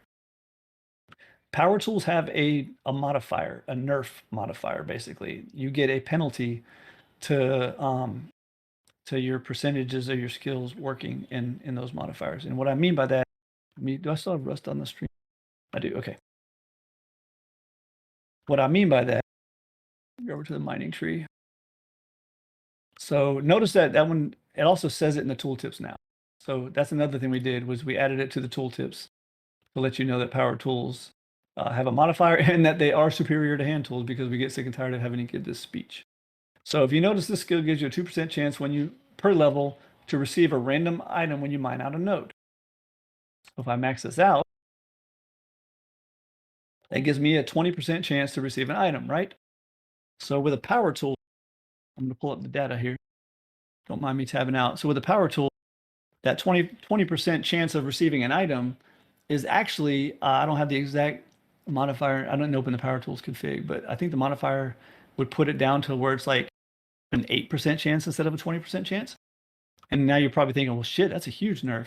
No, it's not. You need to understand the data. And I'm going to share this part of my data. Let me screenshot this.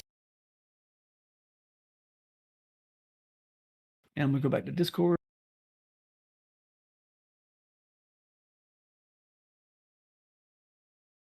Yeah, I notice my Discord never stops making noise. All right, let's go back to Discord channel here. If you could slow the chat down just for a second, players, like try not to spam for a second so everybody can see this. That's raw data. That is 100% raw from the game data. That's not made up. That's not calculations. That's raw data. So if you notice, yes, you may be getting less chances of your special ability popping off when you use the jackhammer, just like I just said, 20%. With a normal tool, you only have 8% chance of it happening with a power tool. And those are just numbers I'm pulling out of the air. I don't remember the exact nerf of it, but the reason power tools have that modifier is because how much more they hit per second and how fast, how many more hits you get. So if you notice, a salvage tool can mine out a node in 12 hits, where a power tool not only mines it out in almost twice the hits, but look at the time it takes. It takes 2.7 seconds to mine a node with a power tool, but it takes almost 13 seconds to mine it out with a salvage tool. So let's do some basic math here. You come over here to the procs per minute and resources per minute and all these numbers on the far right. With a salvaged pickaxe, you would have 58 chances. You know what a proc is, right? That's when it rolls the dice to see if your skill is going to happen, right? So you have 58 dice rolls per minute for your special ability to happen. With a power tool, you have 133 dice rolls per minute. So you get what I'm saying? Is, yeah, they do have a nerf to their percentage, that the percentage chance that it can happen, but they also hit twice as much. And what is that? 12.5 and 2.7. So twice as much and almost 4 times as fast, or 4 times as fast.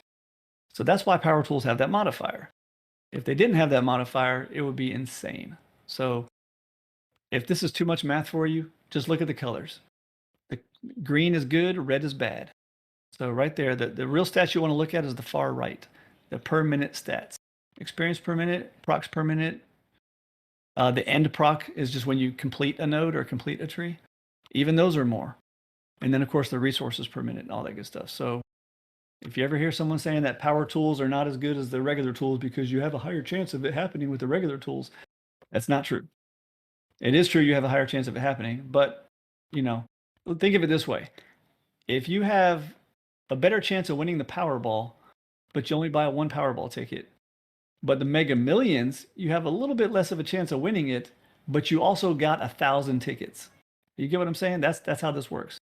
You do have a higher chance with a regular tool, but with the power tool, you have a fuck ton more lottery tickets to have a chance. So they are superior. Moving on. Where was I? Damn, I already made it through that whole paragraph. Cool. I'm almost to all the good stuff. All right, Zombie Island discussion. Zombie Island discussion. I think this is the last negative thing. It is, yeah. It's the last negative thing to discuss. Well, it's not negative, it's positive for me, but last negative thing. So, let me just explain how Zombie Island came to be. Aliana, you might want to leave for this conversation. Zombie Island, so way back when we first started, and custom maps were a new thing. Rust edit just got invented. Like everybody's like, whoa, we can make custom maps now. You couldn't do shit. You could move the land around, move the rocks around. That's about it. So to make something cool, you know, like end game content, there were no raid bases back then, by the way. There was nothing. It was just vanilla monuments. You could put some decorations on the vanilla monuments. That was about it. You could make cool looking land, cool looking cliffs, whatever. To make something fun, you know, for those, you know, it's a PvE server. Halfway through the wipe, you get bored. There's nothing left to do. So, and for people that didn't want to PvP, I had to have some kind of end content, you know, like what am I going to do with all this boom and all this guns and all this shit that I've saved up all wipe? So the idea was Zombie Island. Make this island, just slather it with zombies and make it just stupid. I mean, stupid. I have to pull up some of my old YouTube videos, but we used to go, you know how sometimes I get like a Chinook and I'll fly a bunch of players to Zombie Island and we have fun. We used to go out there with 30 to 40 players deep, and we would get obliterated. 30 to 40 players, just obliterated. And it was fun, man. People screaming, getting 1 frame per second because there's booms going on everywhere and gunshots and zombies and fire and all. That's why we made a rule back then, no fire on Zombie Island, because it got real laggy when people use fire. Anyway, but that's all it was. It was just a shit ton of zombies. That's it. Melee zombies only. Shit ton of them. They had a 3-second respawn timer. 3 seconds.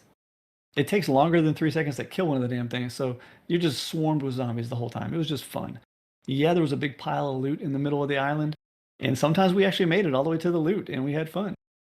But, you know, and then eventually players would start perching on top of rocks and just sniping the zombies all day long for endless RP. So we started putting some of the zombies that have guns. And the whole purpose of those zombies was we actually called them anti-perch. And their whole purpose was literally just to, you know, shoot players that were trying to perch and snipe zombies. But slowly over time, kept getting nerfed and kept getting nerfed and kept getting nerfed and nerfed. And I'd get players crying about Zombie Island being too hard. And then admins would be like, oh, the poor players, and it would get nerfed some more. It was never meant to be this way.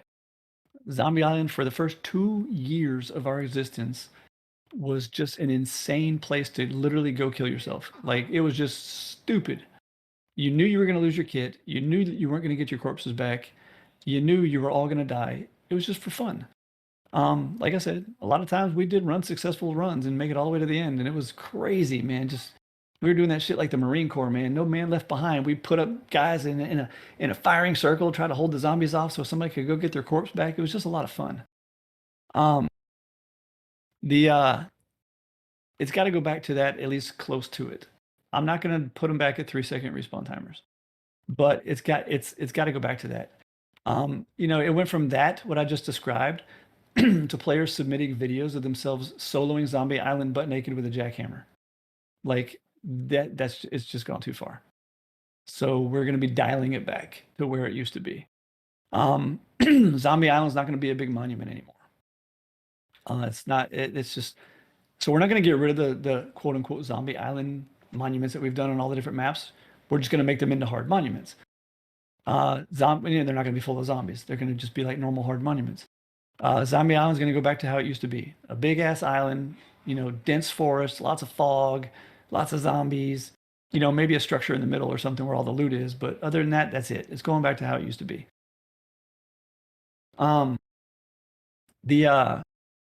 If you don't want to do it, then don't go damn do it. That's just all there is to it. It's meant to kill you. It's meant to wipe your whole team. It's meant to make you lose your gear that you went there with. That's the whole purpose of it. It's supposed to be that hard.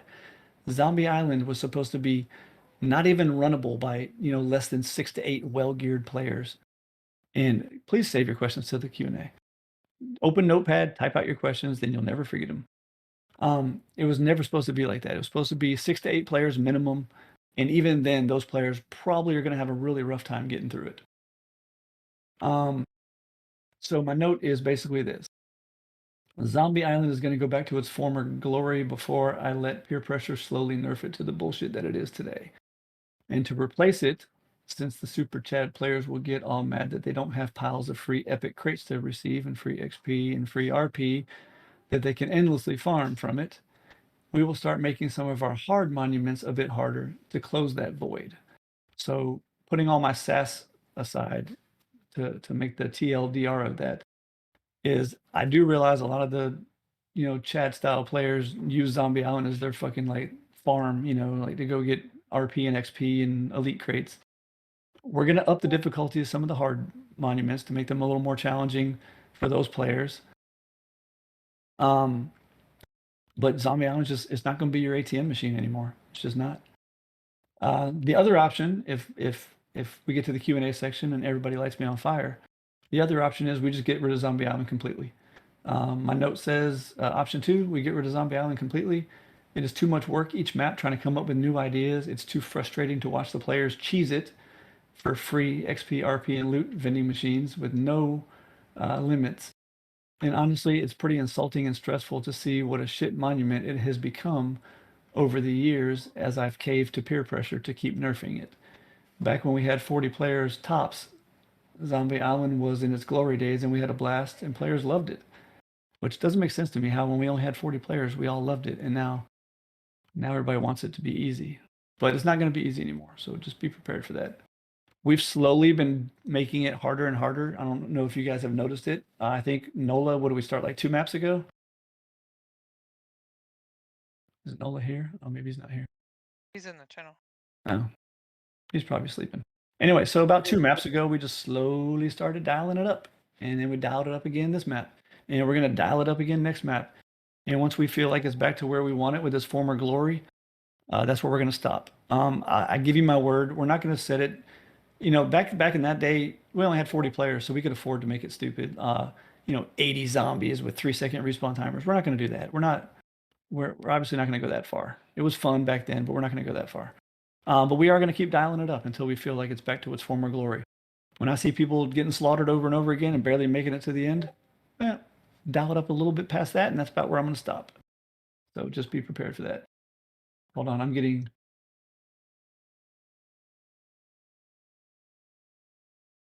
Oh, I don't know. Oh, yeah. Okay, yeah. Sorry, he was answering my question in a DM there. So yeah, about 2 maps ago, we started dialing it up a little bit. And if it makes people not want to do it, then good, don't do it. That's all there is to it. I tell you, it's a lot of fun. The thing is it's kind of like, it's supposed to be the nightmare raids of PvE content. Don't get me wrong, the nightmare raids are nowhere near where they were supposed to be either. You save up all these guns and all this ammo and all these meds and all this shit. And then all everybody does with it is just sell it all for RP. And then we ask them, well, why do you need billions of RP? And they're like, I don't know, it's just for bragging rights. Okay, well, that's kind of pointless. 90% of the people that get all this farm, they don't raid anyway. If they do, they just stand on the roof and snipe people. But they don't raid anyway. Every single wipe, players sell just millions and millions of resources and boom and guns and ammo and all this shit. That's what Zombie Island's for.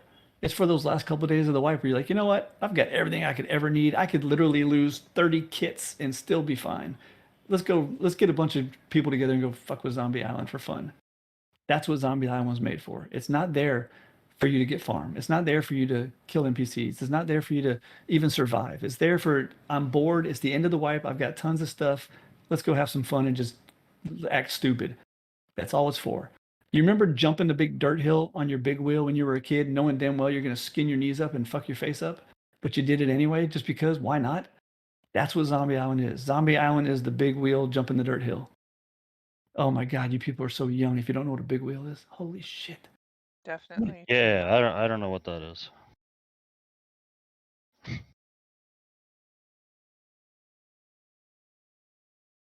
Oh yeah. Anyway, that wasn't a big wheel. I had a Dukes of Hazzard big wheel, man. That was the shit. Anyway, that's what Zombie Island's for. If that's not your thing, then just don't go there. We can't make every bit of content be for every single person. I can tell you right now, if I was a solo, I sure as hell wouldn't go there. If I was a team of 3, I wouldn't go there. But if I was able to get online and say, hey, who wants to raid Zombie Island? And 20 people on the server, like me, I'm definitely going there. It's fun. All right, moving on. Good news is that was the last negative, kinda. The next one's more funny than negative, but it's the transition into the positive stuff. So here we go. There are. Oh, Aliana, you definitely want to leave the channel for this one. There are 2 new categories up in Discord. I'm sure you guys have probably already noticed them. Called the Hall of Fame and the Hall of Shame. And then there's a channel called Showcase Info. I'll be typing up all the information there later. I don't want to do it yet because I knew I was going to be discussing this at the meeting and I want to get it out of my voice before I got it out in text. So these 2 new channels. Let me explain what's going to go on, and then I'll explain the limits and the restrictions and the safeguards and all that kind of shit we have on this. There are 2 new ranks on the servers. They're actually live right now. There's a new rank called Fame, and there's a new rank called Shame. The Fame rank, obviously, is the good one. The Fame rank is, here's what happens if you get that rank. Well, let me explain how those ranks work in the first place. Then I'll explain what you get with them. Hold on one second. All right, so the basically for many months now, we've had those exact channels in the admin Discord hidden away from the players, where we see bases that we really like. You can tell that they're purposely trying to follow our guidelines and do their best they can to be a responsible player, and we post those bases to the Fame channel. And then on the converse side of that, we have a Hall of Shame channel in the admin Discord that we've been using for a long time. And bases that blatantly don't give a flying shit about what we ask with our build guidelines and deployable guidelines. Those bases we always post in the Hall of Shame channel. Well, shaming them at the server meetings just was not doing enough for us because nobody cared anyway. For instance, here's one I posted just last week.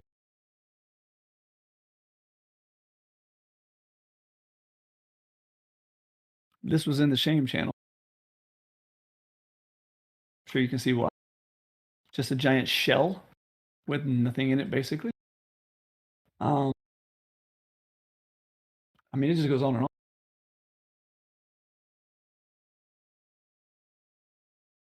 There's another shell.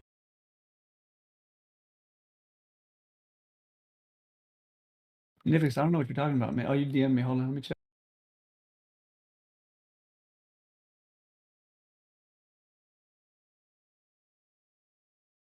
Oh, that's cool. I don't know what you're talking about info-wise, Nifix. Just DM me again. I read your last DM. That's pretty cool, though. I like that. Anyway, so those are some shame bases. Oh, I can't get that right now, dude. There's no way I can get that right now. Let me go over to some of the Fame bases. So those are the shame bases that we posted in the admin channel.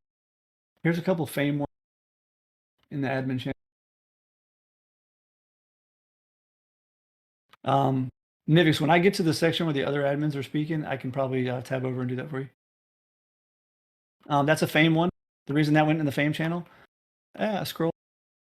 The reason that went into our Fame channel is just because the person listened to what we asked for the most part. I don't like that scaffolding there, but at least they laid out their little external things on foundations only. They kept the middle of it, nice and small, stuff like that. Trying to see if there's any other good Fame ones in here. There's a couple.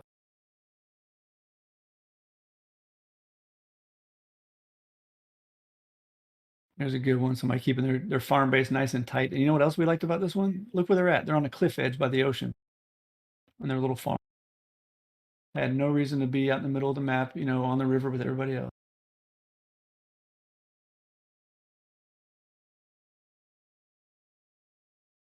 Another good fame one right there. Nice and compact, built on a rock formation out in the middle of nowhere. Anyway, so let me give you some caveats to this, some restrictions to this, and what this is going to actually do. Because it's got good and bad, and it's not as willy-nilly as it sounds by how I just said it. So first of all, if an admin spots a base that they want to add to either one of those categories, we're restricting it to leads only. So in other words, if, you know, Pitch is flying around and she sees this most obnoxious base in the world, she's like, what in the fuck? She can't just go throw it in there and put you in the shame category. She has to submit it to the leads to review, and we'll decide if it's going to go there. The reason being is, look, we're not trying to embarrass people. We're not trying to piss people off. We're not trying to ruin people's fun. We're not trying to do any of that shit. We're trying to make a point. We're trying to educate, and we're trying to get people to be on the same page as us. So, and not only that, but you know, the admin team, a lot of our opinions differ on stuff. I've had admins come to me like, hell, just today, I think there was one in the admin channel, like, hey, what should I do about this base? And I was like, looks fine to me. So ultimately, that's the first safeguard, is that it has to go through the leads first. So don't worry. It's not going to be a whole swarm of admins flying around throwing people in shame. It's got to come through the leads first. And when it does, if it does get pushed to that level, you can either get put in one or two new ranks, the shame rank or the fame rank. Those ranks do have perks that come with them. Those ranks last through the map wipe, not the force wipe, the map wipe. Whoa, a blocked message? I have somebody blocked?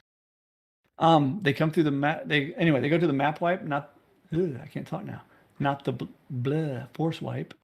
So we also, if you're in the shame category and you really fucking hate it, you are more than welcome to bring your base in compliance and submit an appeal. It would just be the same as doing a ban appeal. Just put a ticket in through the ban appeal button and say, hey, you guys put me in the shame category. Sorry about that. You know, I trimmed my base down a bunch, or I cut down all those, you know, the 7,000 picture frames that was crashing everybody. Can I get out of the shame category now? And you have to wait a minute for a lead to review it, because the lead is the one that put you in there. So, but you know, in other words, we're not trying to like just fuck you up. We're not trying to do that. So if you get put in the shame category, feel free to get your base fixed up and put a ticket in, and we'll get you out of there, man. We're not trying to ruin your fun. Obviously, if you're in the fame category, you're not going to want to put a ticket in and get out of there, because it does come with some perks. And if anybody has extra perks or ideas for these things, feel free to let me know. We're trying to figure out some stuff here. We really brainstorm these things. Our hands are kind of tied and limited to what we can and cannot do. So I'm going to explain to you what the perks are. Start with the shame one first. I want to end with a good note tonight. So the shame category. First of all, you have a custom title called Shame. It's faded gray, and all your chat text is also faded gray, and all your other tags are gone, except for your clan tag. But your clan tag is also faded gray. So in other words, you disappear. Your text is gray. You have no more custom titles anymore, and everything turns gray. Bye, Aliana. We miss you. Everything turns gray. That's why she's leaving. She's like, all right, damn it, he's being an asshole tonight. She's gonna miss all the good stuff too. We have a lot of good stuff coming up. Anyway, so yeah, it's literally just, it makes you invisible. Let me see. I can do it to myself, but I gotta take away my admin rights. Hold on. Well, I better not do that. Any other admin on test server right now? I can load in quickly while you're loading it. If you load in, I'll do it to Wookie real quick, and you see him type in chat. I'll switch it over to Russ when he does. So that's the first perk for the shame category. Now, it's not the last perk, because I know you guys. I know how you are. I know some of you probably in this channel right now too. I'm not going to name their names, but some of you would be like, "Ooh, I'm going to try for that on purpose." I'm not dumb. I know how you are. You can be like, "Oh, I get a special title and chat color. Fuck it, I'm going to do that on purpose." Okay, now you do that, because we already thought of that. Yep, the attention seekers. I know how you people are. So some of the other perks it comes with. You lose all access to the skin shop. You will not have any access to skins anymore when you're in the shame category.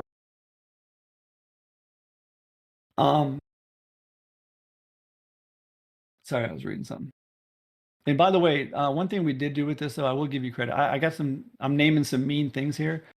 One thing we did do is we did not, whatever this was, we didn't. The main rule when we brainstormed this, the whole admin team came together and brainstormed this. We came up with so many ideas of what we could do as punishments and as perks. And the one thing we did was it cannot affect gameplay whatsoever. In other words, we're not going to turn off your /home.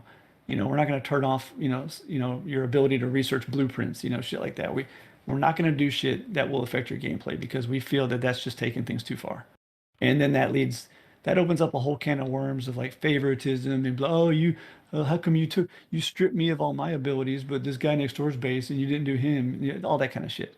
So we purposely are not going to affect your gameplay. It's still going to suck. Don't get me wrong. We're going to do things to you that are going to suck, but we're not going to affect your gameplay because I think that's just going too far.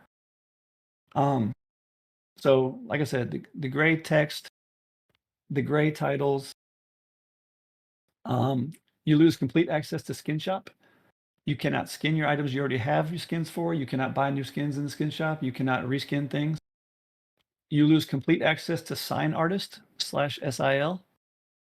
Like Bad Idea just typed. I guess he hasn't been paying attention in the admin side. You'll lose complete access to to Sign Artist.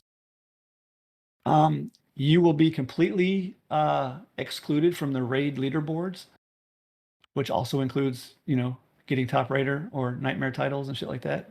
Raid leaderboards just flat out ignore you. And you also get excluded from the skill tree leaderboards, all that stuff too. We are looking for more ideas. Again, it's difficult because we can only do this based on the restrictions that the plugins already have. I will be hitting Nivix up. Actually, I forgot to tell that. Netra touched on a good point.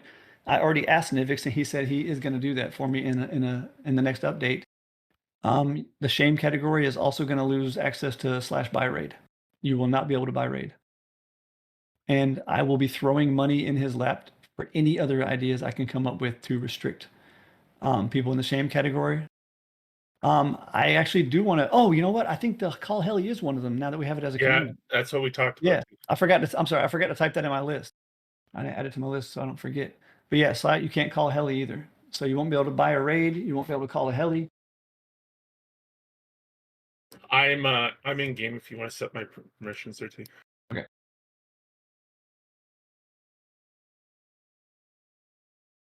All right, let me set this to no logging into this. Yeah, you're just banned, asshole. No, actually, if people will keep doing it, they will just get banned. I mean, you got to remember, this is just the gateway. Obviously, building guidelines still apply, and if people are just being obnoxious about it, we'll just flat out ban them, just like the old way. So those of you who are like, oh, well, I'm going to do this for the title. Well, if you keep doing it, you're going to get banned, so it won't really matter much after that. All right, let me get Wookiee set. Let me switch this to Rust. God, there was a base this week I wanted to add to the category already. And it's live right now. I could have done it.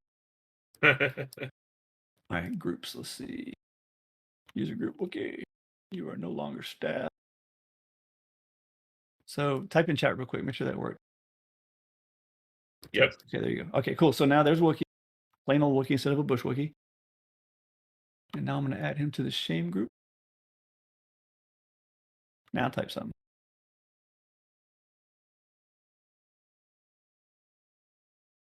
There you go. And the font size is smaller too, by the way. Yeah, that was definitely a shameful thing to say too. I know. Anyway, so that's how it's going to work. Yeah, we're getting to fame now. So again, admins, if they or if you want to report a base that you saw, that's just insane. And then it'll, like I said, the admins will report it. The leads will take a review of it and decide if we're going to put you in the shame category or not. If we do, you're more than welcome to appeal it and get your base taken care of. Unless you're an asshole about it. If you're an asshole to us about it, well, then we'll just leave you in there. Understand this is, we're not trying to harm people. We're not trying to cause problems. We just want people to get their builds under control. Outbreak hit 1/3 of a million with like 4 days left in the last wipe. It's just out of control. And then, of course, last wipe was also when we had that base with the picture frames that was crashing everybody in 6 grids. So, moving on to the fame category. For the fame category, for those who actually pay attention and try to build nice compact bases and follow our guidelines, you obviously get a custom title. Oh, Wookie, let me throw you in there. Are you still on here? Oh yeah, I'm remaining on here until you're done. Period. Okay. I'm done abusing. Or All right, unless I'll you need throw you something in else. the fame title now. Go ahead and type something there.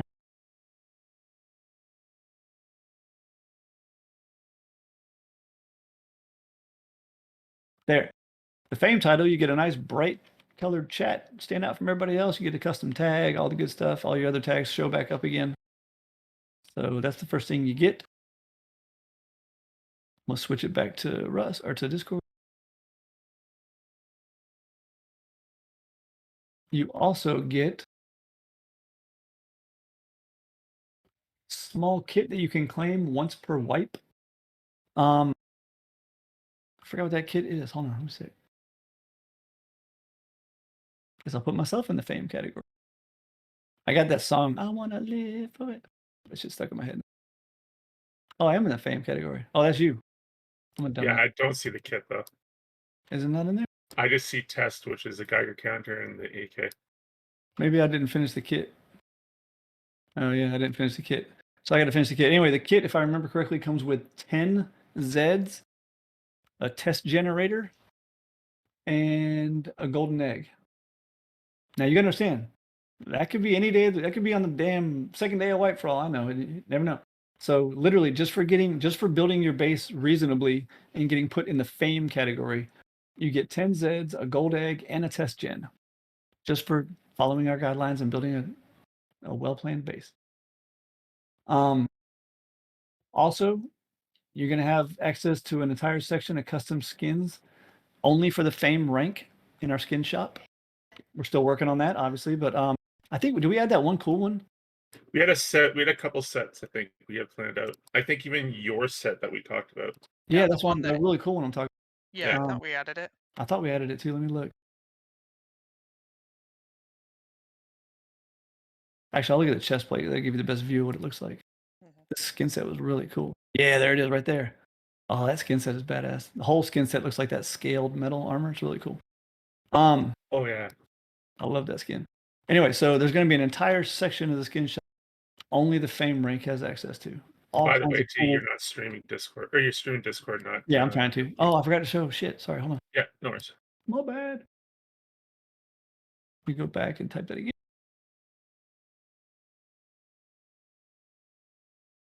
Actually, here, I'll just show it right off the bat like this. Let's get the main one.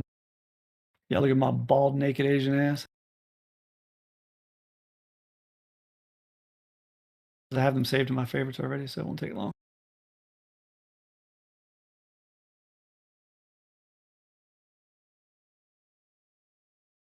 Oh, I didn't get that one yet. Sorry.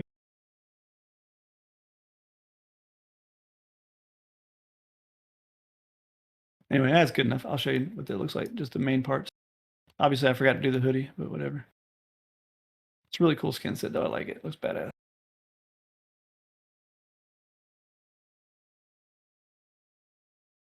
And again, the hoodie would match too, but I think it's a pretty cool looking skin set. All right. So with that said, you also and forgot that too. Fame also gets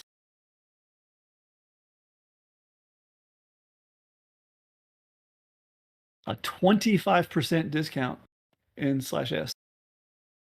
I don't know if you know this, but that's fucking huge. Like real huge. And that counts for everything. Like, I mean, look, test gen is only 8 Zeds instead of 10. It counts for everything. Scrap for these things. LR is only 375 scrap. So the fame category also gets a 25% discount in the store. So it's pretty freaking huge. Switching back to Discord. I will be back in Rust in a second because I got some really cool shit to show you now. I'm ramping up. You guys didn't notice I started with the negative and I'm ramping into the positive, and it's just going to get better and better as I go here.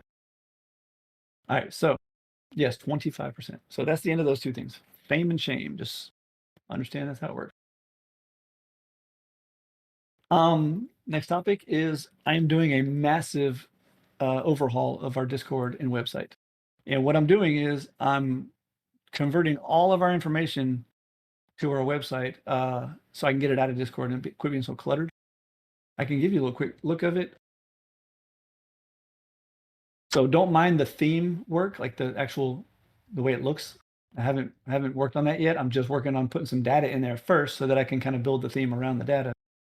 But the whole object here is to get all the clutter out of Discord and really narrow this shit down to just a couple channels. Of course, the website's going slow right now, so maybe I won't show it to you. Anyway, just know that that's coming in the future here. I'm trying to get rid of all these fucking channels. So, moving on. I lost my place. Okay, because of the nerfing to the mining and woodcutting yield percentages, I knew you guys were not going to be pleased with that. So even though, don't forget, you're still going to achieve far higher than anyone ever achieved in Z levels. I'm going to keep saying that. The experience debt penalty is being turned off. No more experience debt penalty. I'm considering turning it on for the shame group, but whatever. No more experience debt penalty. Also, the debt, as in like you go negative. And I am thinking about giving it to the shame category. I think the group has spoken to you. Yeah. I plan. Like I said, if you guys have more ideas for the shame or the fame too, if you got fame stuff too, let me know. I'm all about adding stuff to both. Also, as another buff to counteract that nerf, I've increased the XP value of every container type in existence. So when you loot different loot containers, the experience is substantially more than it used to be. Oh, sorry, I had to shift, man. My ass hurt. I've been sitting in this damn chair all day. All right, moving on. This next topic, I'm just going to read this off really fast. I have completely recreated the icons for the following skills: Thrifty, Duplicator, Assassin, Vampiric Tendencies, Radiation Expert, Flame Retardant, Battle Medic, Bandage Expert, Accident Evasion, Messiah, Blast Suit, Reliable Explosives, Trap Evader, Press Explosive, Master Thief, Rain Hellfire, Amateur Tinkerer, Researcher, Primitive Expert, Thrifty Renovator, Adept Tinkerer, Thrifty Tinkerer, Blast Furnace Expert Tinkerer, Blacksmith, Access Granted, Barrel Smasher, Comp Salvager, Electric Salvager, Electric Luck, Component Luck, Optimized Recycling, Shredder, Loot Magnet, Economical Captain, Deforestation, Botanist, Mechanic, DoorDash. And I'm not done, by the way. That's just that last one I said, DoorDash. I finished making that icon in Photoshop at 5:45 p.m. today, and I had to get ready for the staff meeting. So I'm not done. There's more coming, but it's as far as I could get before the meeting. If you'd like to see those, not all of them. I'm not going to go down that whole fucking list, but if you'd like to see a couple of them, I can show them off real quick. Let me switch over to Rust. I need to be over here for the next topic anyway. A Bailey cam. Yeah, I need to. Problem is my wife's schedule switched, so she's at home now during these meetings, and that's all I need is like her walking in here in her drawers or something with the damn camera on. Sure, you all would like it, but I definitely would not, and she would kill me. Did I switch that to? Did I switch it to Rusty? Okay. Yep. So here's some of the new icons. Well, obviously, I named a shit ton of them. You can see right here a couple new ones. There's headshot instead of I forgot what it used to be called, but made some really cool looking ones. You know, like fall damage. Look, see, that looks like a better fall damage to me. You know, stuff like that. Messiah, you know, it looks like kind of like arising from the dead. The bandage one, radiation one. You know, I just try to make everything look more like it should, so it's kind of more self-explanatory what they are. Like here's the trap one, Minesweeper. It's got a trap now. You know, so Rain Hellfire actually has fire coming out of the sky. Try to make them look more like they actually. So if you haven't noticed, like it's a complete revamp of all the icons, man. I spent a lot of time on these, and I still got a long way to go. A couple of them I'm not satisfied with. I didn't like some of my earlier ones, like this one and this one. They kind of plain. Those were like the first ones I did, and I didn't really like them that much. But I will slowly be adjusting these things just to make it look cooler and be more reflective of what they do. Speaking of which, we're gonna move on to a new. That's funny, Trouble. You guys would like that, wouldn't you? I'll just give you a link to my OnlyFans. Oh, someone just asked in the stream about the third tier of Combat Tree not having PvE stuff. Just bear with me, bud. I got you, bro. Told you I was gonna end this meeting on a positive note, man. I can't go nerfing mining without ending on a positive note. I'll get killed. Some of y'all know where I live. All right. My next note has me showcasing some new skills. So here's the new skills. Everybody got the stream up? This is the only way you're going to see this. New skill. Corpse recovery. Allows teleporting to your corpse.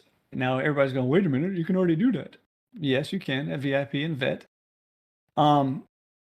Speaking of which, sadly, I have no way for this to be accumulative to where it adds on to those perks. Those two plugins just can't communicate with each other. It's just not going to happen.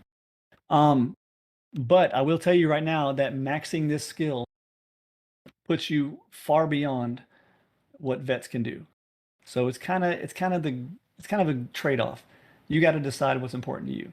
If you're like, well, I already got vet gold and I don't really care about the extra bit of it, so I'm not going to bother with that skill. That's fine. Yeah, but what about people early in the wipe and they're like, oh, I'm not a vet, I'm not a VIP, and I'm not going to donate, I don't have enough time to get the playtime. Well, now they have a chance to get corpse teleportation too. I even was nice enough to include in the tooltip what the equivalencies are. So if you're trying to do the math and you're like, well, I know I'm going to have veteran, is it really worth it to me? So now you can do the math. VIP is equal to a level 11. And I specifically configured this new skill so that there would be equivalencies, but there would still be more if you really maxed out the skill. So VIP is level 11, veteran is equal to level 20. And what that means is when you level the skill to level 11, oops, I went past it, so whatever. When you level to level 11, it is now equivalent to if you were a VIP. Notice over here on the right, cooldown 9 minutes, list 3. By the way, I only have so much room to type over there. That's why it's so abbreviated. List 3 means how many corpses it'll show in that little list that pops up. So as you level that skill higher and higher, the cooldown gets lower, the list gets bigger, the per day, which is how many times per day you can use it, goes up, and then the delay goes down. Everybody knows what those mean, right? Cooldown, list, per day, and delay. Delay is how long it takes before you actually teleport. So as you level that up, they go higher and higher. Once you get to level 20, you're now at the equivalent of a veteran, basically, as best as I could get it to a veteran. Cooldown 1 minute. You get 5 in the list. You can use it 15 times in a day, and the delay is only 6 seconds. Just so you guys know, I can't go any higher than 5 in the list anyway, because that's just how the plugin is. So you're not going to get more of those going higher than 20. But if you do go all the way to the max, the cooldown is 1 second. The list is still 5. Like I said, I can't go higher. You get 20 corpse teleports in a day, and the delay is only 1 second. So it is a little better. If you're somebody that gets a lot of skill points and you're like, shit, I'll take that. There you go. If not, well, I'm sorry. I did the best I could. Moving on to the next new skill. I'm just making sure I said everything about that one. Give me 1 second. Okay, yeah, I did. Everybody understands how those don't add to what you already have as a veteran or a VIP, hopefully. If not, you can ask me questions later. The next skill is in the combat tree. You guys are going to like this one. Let me level up my combat tree a little bit here. You like my new icon?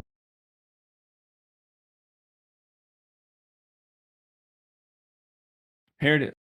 See that zombie horde right there?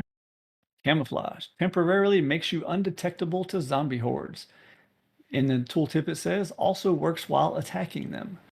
And I was also thoughtful enough to include the maximum level of what it's going to be, so you can decide if you want to go for it or not.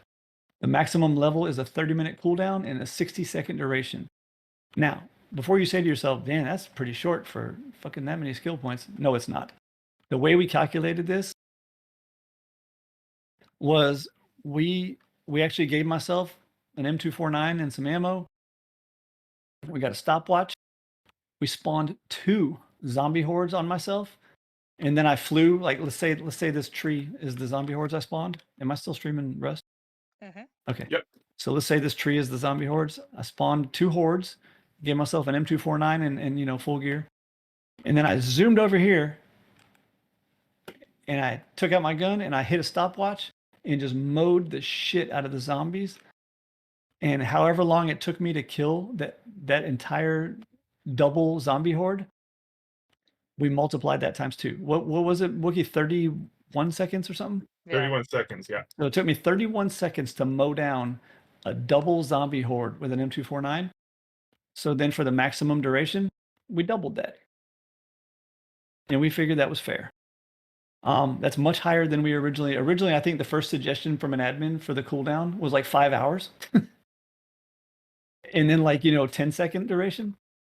And for once in my life, I was actually the voice for the players and dropped it all the way down to a 30-minute cooldown and a 60-second duration. To be clear, T actually called us sadistic. So And I Yes, I think I did. said 12 hours and not Yeah. 5. Yeah, you said First. 12 at first even, that's right. So let me show you.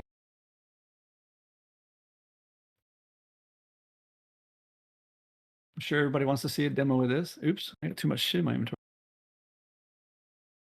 geez, T. You crap out your whole admin kit.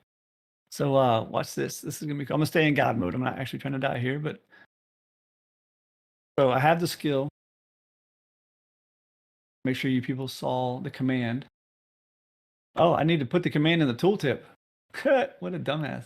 Okay, don't let me forget to put the command in the actual tooltip. The command is /camo. But I will add it to the tooltip because I feel like a jackass now for not including it. Let me go ahead and max this skill out.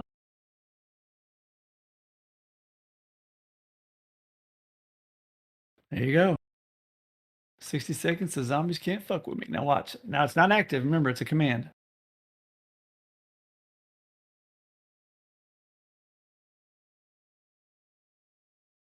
There's a triple horde. I'm not actually going to fight them. I'm just trying to show you how it works. So there's the horde. They're coming at me. Hey, horde, watch.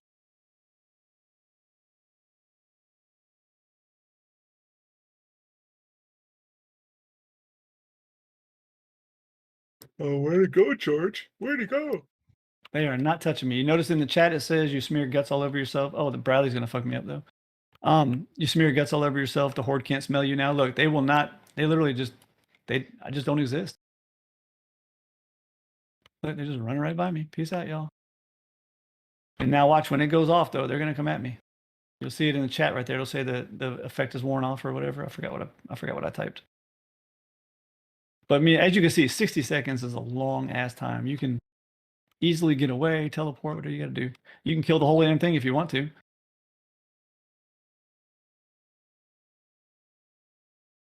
See, we're just friends. We're all just hanging out together. And just a reminder for everybody, with that command, it's no different than any check command. So you can bind that to a macro. Oh, 4 off. Okay. Now they're after me. And now they're back to normal. So yeah, like Wookie said, for those who don't know, by the way, that's another thing I'm going to include on our new website overhaul is just all different ways you can bind commands and do stuff like that. But for those who don't know, binding a command is very easy. I'll type it in Discord right now. I got it, T. Don't worry about it. Switching back to Discord. But anyway, so that's the new zombie camouflage command. Again, some people may just be like, who cares? But I think the cool thing, I think the real selling point on how I did this is the fact that you can still fight them and kill them. So you literally can just get free horde kills every 30 minutes if you have that skill maxed out. Or use it as an escape method, whichever. I told you guys I had some nice stuff coming up with all the nerfs. All right, moving on. I'm getting text messages and DMs and all kinds of shit. All right, moving on. I have another new skill for you guys. You're really gonna like this one. Hold on a second. Let me try something. Where'd that Bradley go? Oh, I gotta get back and run.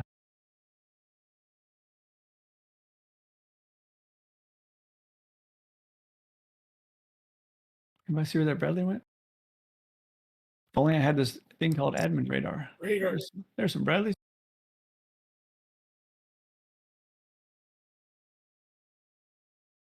Yeah, I should be right at the intersection there, straight ahead.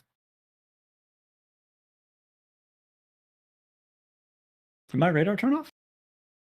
Yep. It said ESP deactivate right below you there, T. Oh, hi. Oh, I'm dead. Everybody get out the get good news for T. Oh, you know what? I think I will get good. Give me 1 second here. Fail. Annie Bushwick. I'll just open up my handy dandy skill tree here. And then I'll mosey on over to this other tab. Oh, you like my new boat icon for the captain one? I think it's pretty cool.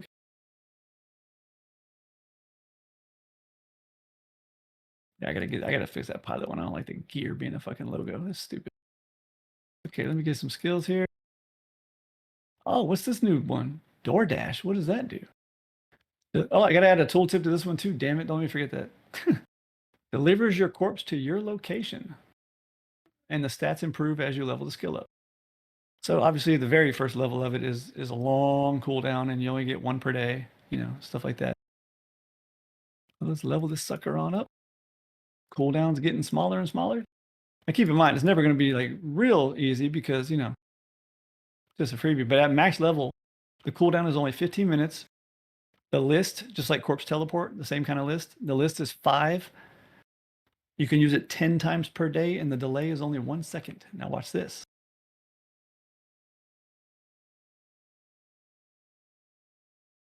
Type TP Corpse Fetch. It pops up a list just like regular TP Corpse. I hit the last one that killed me, which was the Bradley. Oh, thanks. There's my corpse. Appreciate it, homie. Thanks for the delivery. You don't even have to tip the driver. Nothing. Anyway, hope you guys like that skill. Yep, it comes to you.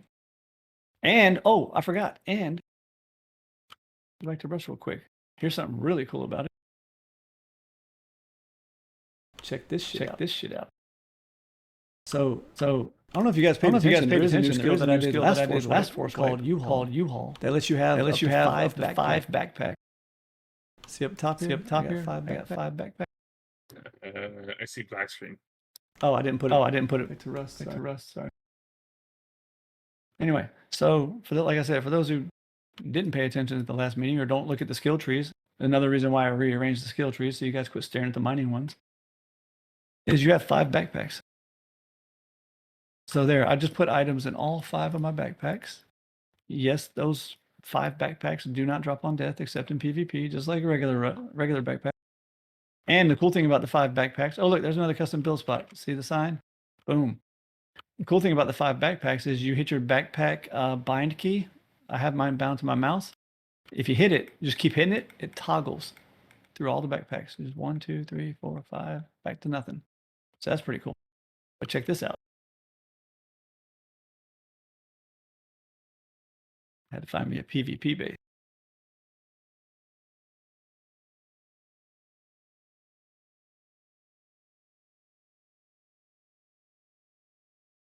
What? Where's something kill me? Damn, these are the bases y'all raid? This is too easy. I gotta make this base harder. Hey, jerk.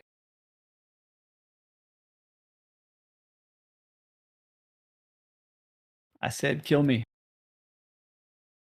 Thank you. See all 5 backpacks drop? So obviously I have a cooldown on my fetch command, but I do have an admin version of that command, so I'll just use my admin version. Give me 1 second to get my own Steam ID because I don't have it memorized.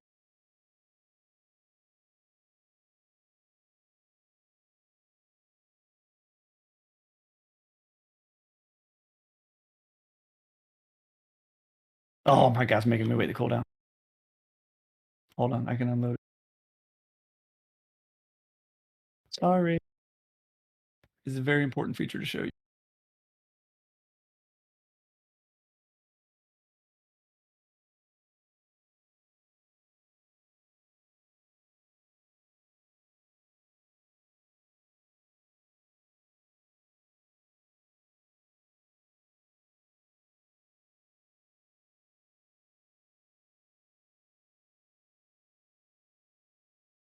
All right.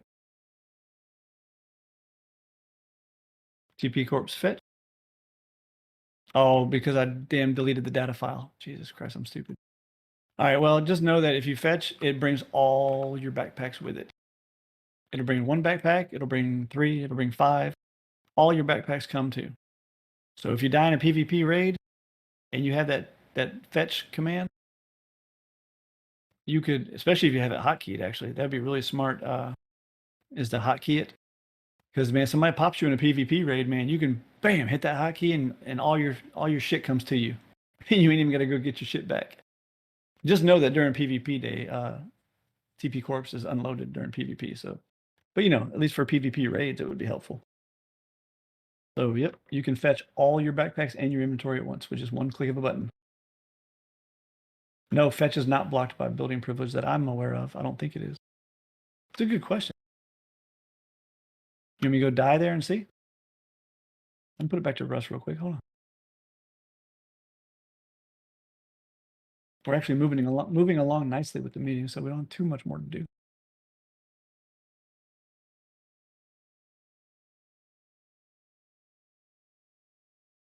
Yeah, I put one thing in every backpack. Back into this raid.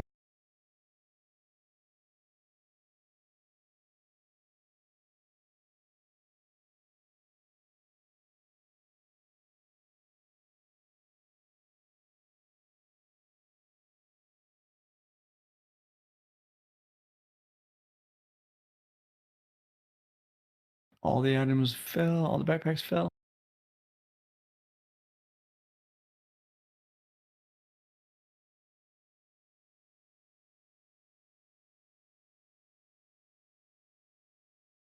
Oh no, okay, so you can't do it in a raid. My bad.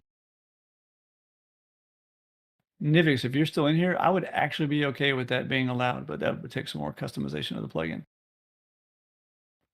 So maybe in the future you'll be able to do it from a raid if you're building blocked. But yeah, so still Good pretty skill useful. for Zombie Islanders, though. Yeah, for Zombie Island or anything else. I mean, shit. Hell, anything. If you get into a really nasty monument and you're just like, there's no fucking way. I got a Bradley and a damn zombie horde camp in my corpse. Well, just fetch your shit. With a 15-minute cooldown. With a 15-minute cooldown, you honestly have no excuse to ever lose your gear. Well, that and the other fetch command too. From the backpack. Okay, moving on. Switch back to Discord. We're almost done, by the way. I cannot scroll any further down in my notes, so we're almost done. Oh, that's a big one there. Okay, yeah. Matter of fact, this is it. The last thing is just one giant thing to discuss at once. Well, let me hit this short topic first. Pitch is working on a skin shop revamp right now, and when I say working, I mean literally killing herself. There is literally a chain with a ball on it attached to her, and she has a pick in black and white striped uniform, and she is just banging away on boulders. Right now, there's over 800 entries so far in the spreadsheet, and that's only for 13 tabs. There's 95 tabs total. So she's got 800 entries on 13 tabs, and there's 95 tabs total to go through data-wise. That doesn't mean that's how many skins there's going to be. That's just how many tabs of information she's having to go through and log and sort. So she's working feverishly on totally overhauling the skin system. As you guys know, we used to update our skins pretty regularly that were available. With this new plugin, it gives us so much more versatility on things we can do. We can, change the prices of skins. We can set them for certain ranks only. We can do all kinds of cool stuff. It's really easy to manage. The problem is getting it all organized in the beginning. And once it's all organized, it'll be a lot easier to manage, and we'll start refreshing the skins like we used to do all the time. So everybody give a big prop to Pitch for taking on that task, because it is daunting, and she volunteered to do it. She is sitting back regretting it right now. So moving on. The last thing, there's two things to discuss, but they tie into each other. So the last thing I have to show you here, I guess I'm going to have to switch back to Rust again. If you don't have the stream up, you definitely want to have the stream up for this. This is much bigger than those new skills I was just showing you. So, bear with me for a second here. Let me give myself a few things. Do a workbench.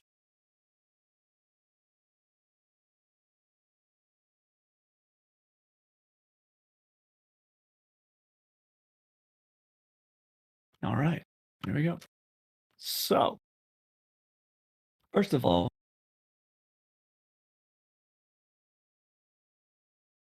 I'm going to put a marker where I was on the map. Let me give myself my admin key.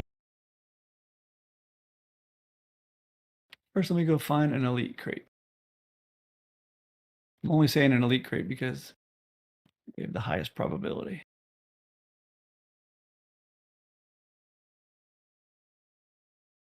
Well, actually, you know what?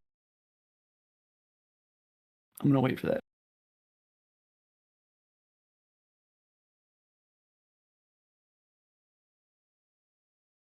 Yeah. Okay. So I was doing that in reverse order. Let me just tell you about it first, and then I'll show you that crate thing I was about to show you.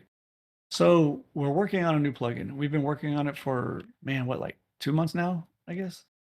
I don't know. Yep. Admin's probably know better than me. Probably about 2 months now we've been working on this.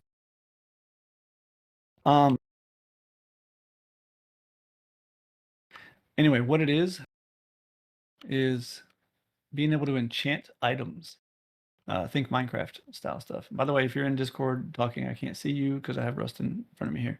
So just use the stream for now. I can kind of see that, but I'm still trying to pay attention to what I'm doing.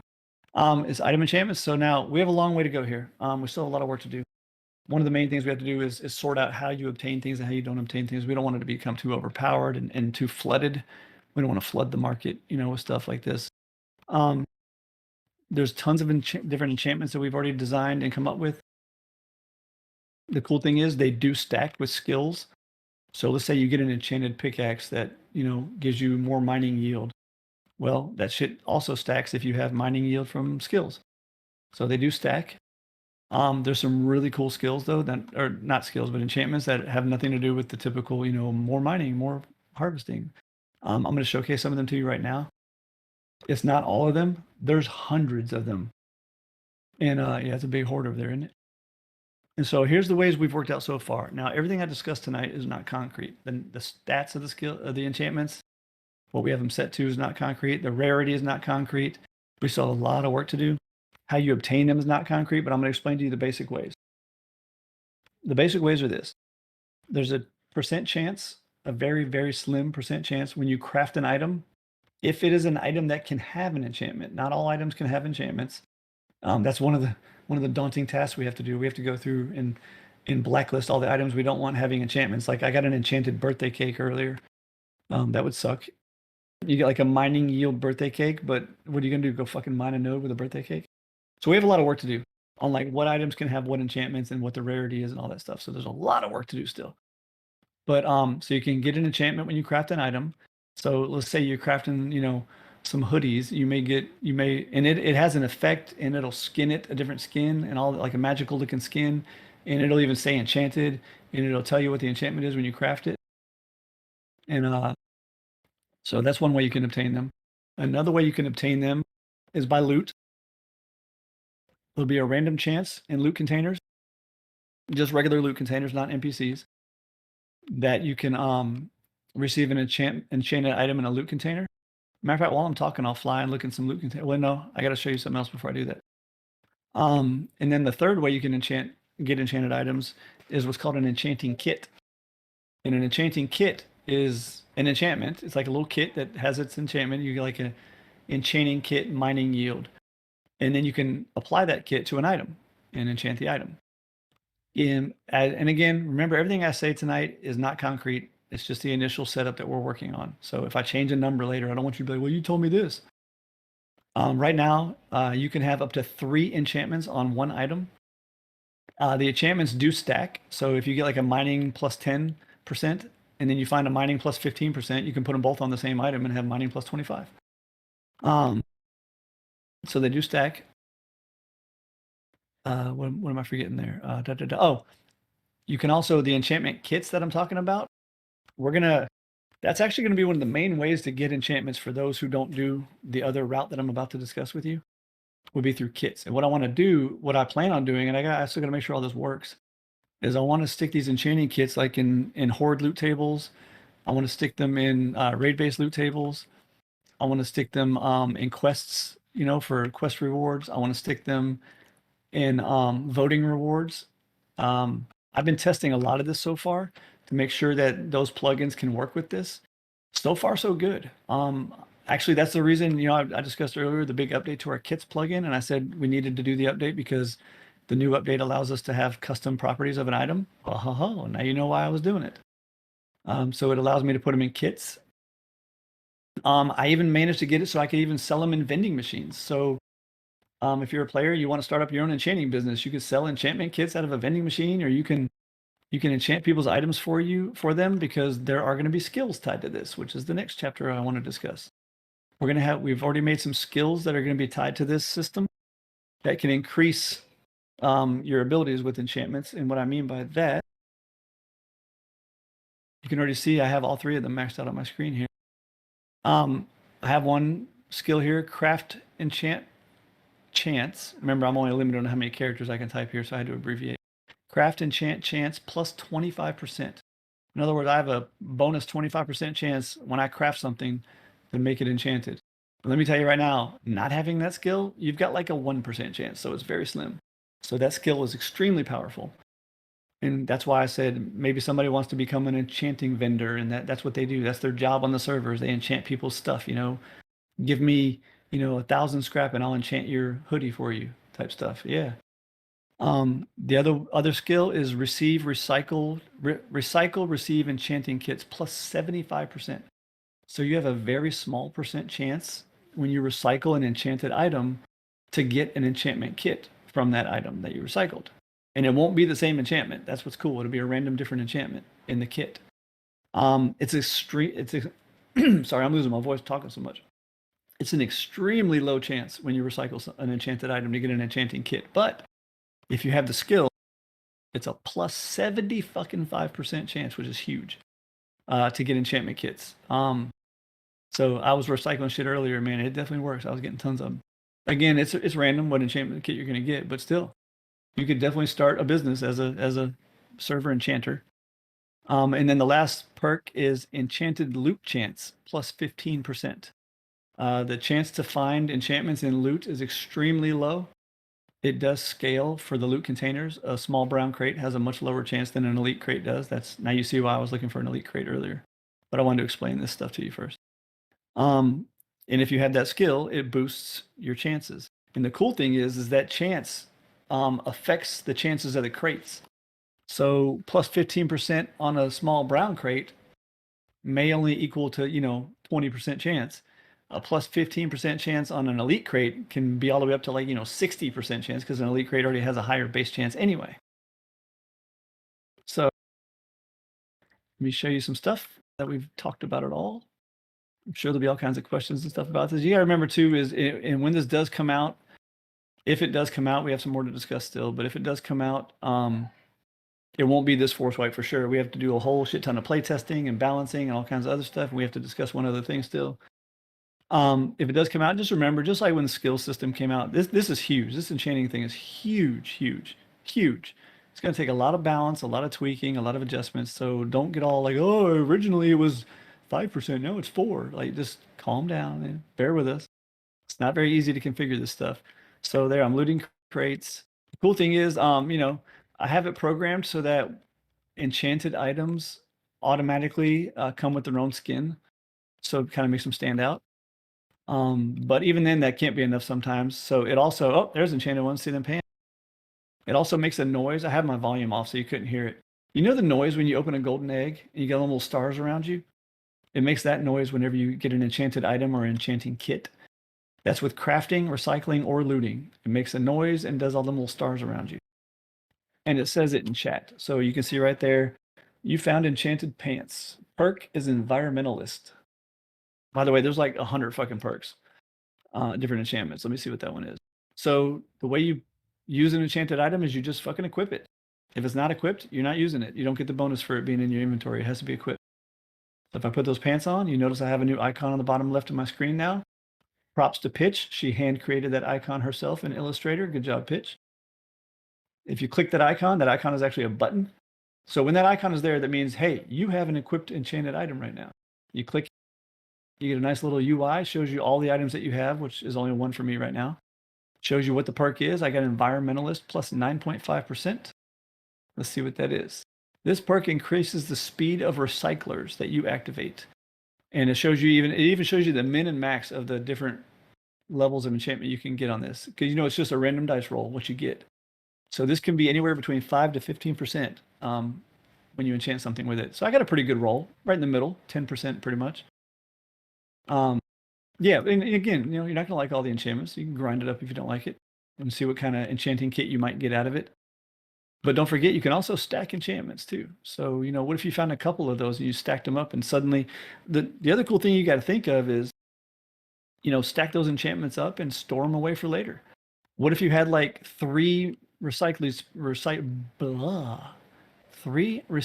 speed enchantments on that same pair of pants, and you just kept it in your backpack? And then anytime you go to recycle something, you throw them pants on real quick and recycle the shit out of stuff and then take them back off again.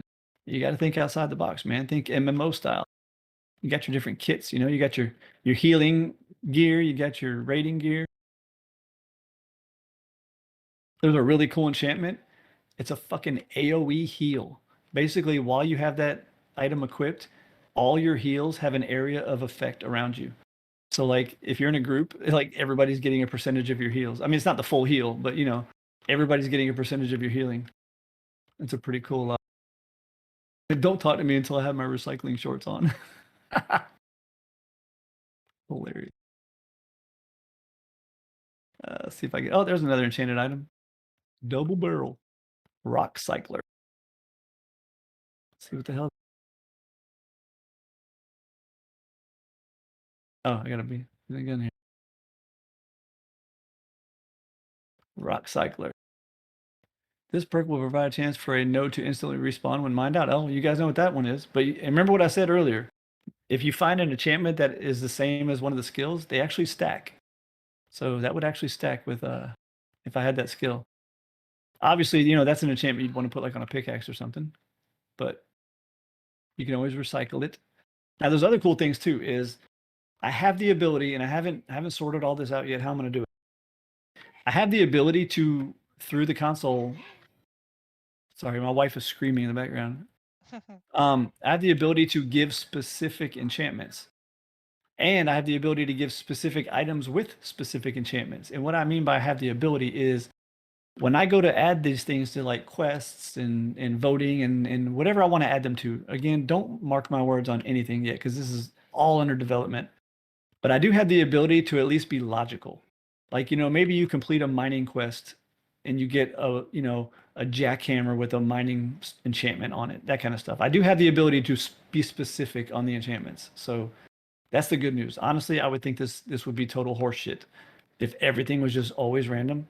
So I do have that ability. Just keep that in mind. Doesn't mean it's going to be easy to obtain those specific items, but I do have the ability. Let's see if these loot crates get anything for me.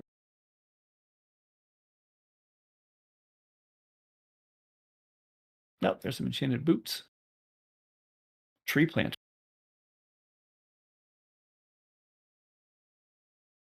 I like the skin on them though. So that gives me a chance for a tree to instantly regrow. Another one of the ones that's like the skill, and it'll stack.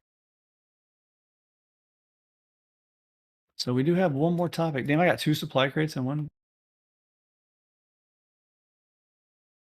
Time to nerf this vanilla loot. Oh, there's another enchanted one. I love the enchanted supply signal with dodge. Yeah. So as you can see, me having those skills maxed out, I'm actually getting pretty good return on loot and stuff, man, for enchanted items. And again, it's random. Some of them suck. Or some of them are not your style, what you're trying to look for. Oh, there it is. Heal share. Instantly, this perk will share healing effects to nearby players. So a maximum of 10%. Could you imagine if you triple stack that on one thing? 30% heal share to everybody around you? I'll just say the skin choice for that particular enchant is pretty awesome too. Hell yeah, it is. So anyway, so that's how that works. Let me go do my whole recycler and show you how to enchant items manually. Sorry By to the way, interrupt. we only have what? Sorry to interrupt. I just got to take off for the night. I got to work in like 6 hours. All right, man. Have a good night, dude. Catch y'all. Everybody in the meeting, we do have one last major topic to discuss about this enchanting stuff. So don't. And the good news is that is the last topic. The next thing I got to say about this stuff is the last topic. Let me just show you this real quick. How it works.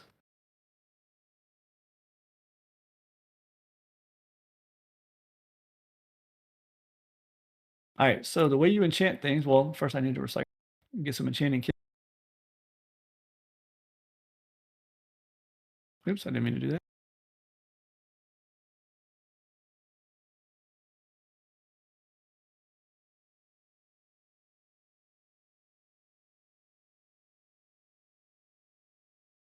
Boom, I already got 2 kits.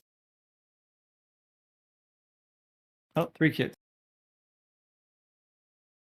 So obviously I have the skill maxed out, so I have a pretty good damn chance of getting kits. But so as you see, I get random kits, rock cycler, tree planter. Oh, that's great. Oh, okay, so it does give you the actual thing off the damn item. That's cool.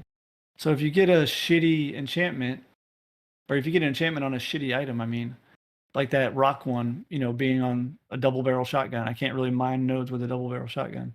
You can actually recycle it, get the kit, and put it on something that actually matters. A good one for me, you know, you put heal share on a piece of clothing. That way it's always equipped. You know, you don't want to put it on your gun because you have to unequip your gun to heal yourself. So you would want to put that like on a piece of your clothing or something, which I'll step over here and do. So to enchant stuff, if you reskin it with your own skin, I do not think it goes away. Give me 1 second and I'll try it for you. So the way you skin stuff, or the way you skin stuff, the way you enchant stuff, you go into your workbench, there'll be a new button called Enhance Item. You guys are asking all these questions, and you know that's what the Q&A is for at the end. I'm going to put Heal Share. You just click the enchant. Oh, let me explain it as I'm going. So you click Enhance Item, you click the enchantment. Those are the ones that are in my inventory right now. I click Heal Share. It will show me the eligible items I can put it on. I'm going to put that on my gloves. You click it. It tells you all about it, what it's going to do. It costs 1,000 RP. Server rewards. I need to change the wording of that to RP. It does cost RP. Again, like I said, everything's not final. We may change that to cost like a Z or 2 or something. I don't know yet. We haven't decided. But it does cost something to enchant items. That way people aren't just cycling through, you know, enchant this, recycle, enchant this, recycle, enchant this, recycle. Hit confirm. Bling. And my gloves are now enchanted. See right there. Heal share. Ooh, I got a good roll that time. 9.44. Almost max. Yeah, that's the key too, right? The item originally may have 7, but you could end up rolling higher again. Yep. And you could triple stack it, like I said. So it's actually pretty powerful when you really dig into it. You got to remember, I'm just showing you the basics. You min-max players are really going to be able to juice the shit out of these enchantments. And that's why, you know, they may seem a little underwhelming at first, but once you really get all your gear enchanted up, you're going to have some nasty ass bonuses because you could triple.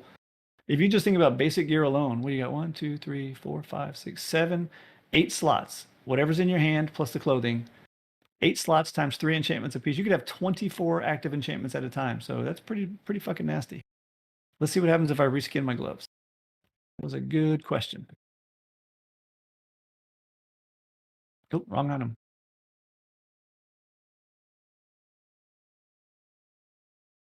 All right, let's skin those. And it says they're still enchanted. And they're still enchanted. Boom, look at that. So while I would love you to still walk around like an idiot with mismatched armor, yeah, you can actually enchant them. Damn it. I was hoping no. I like But- the idea of them having like weird outfits. I do too, but at the same time, I don't want the tickets of like, oh, I enchanted this thing, I skinned it now and I lost my. Can I have my enchantment back, admin? No, you can't. Do you have a video? Of course not. Shadowplay lags my computer like everybody tries to say. Then no, you can't have it. Well, then I can't play here anymore without my rock cycler double barrel shotgun. Okay, I'm done making fun of people. All right. Anyway, so that's the way that works. Save your questions for the end because I have one last thing to say, and then we'll go on to that. There is a bad side to this. Well, not really a bad side, but it's something that was actually on the list of things to be discussed at this meeting anyway. But unfortunately, now it's a major topic that needs to be discussed because we can't use this plugin if we're going to keep instant crafting.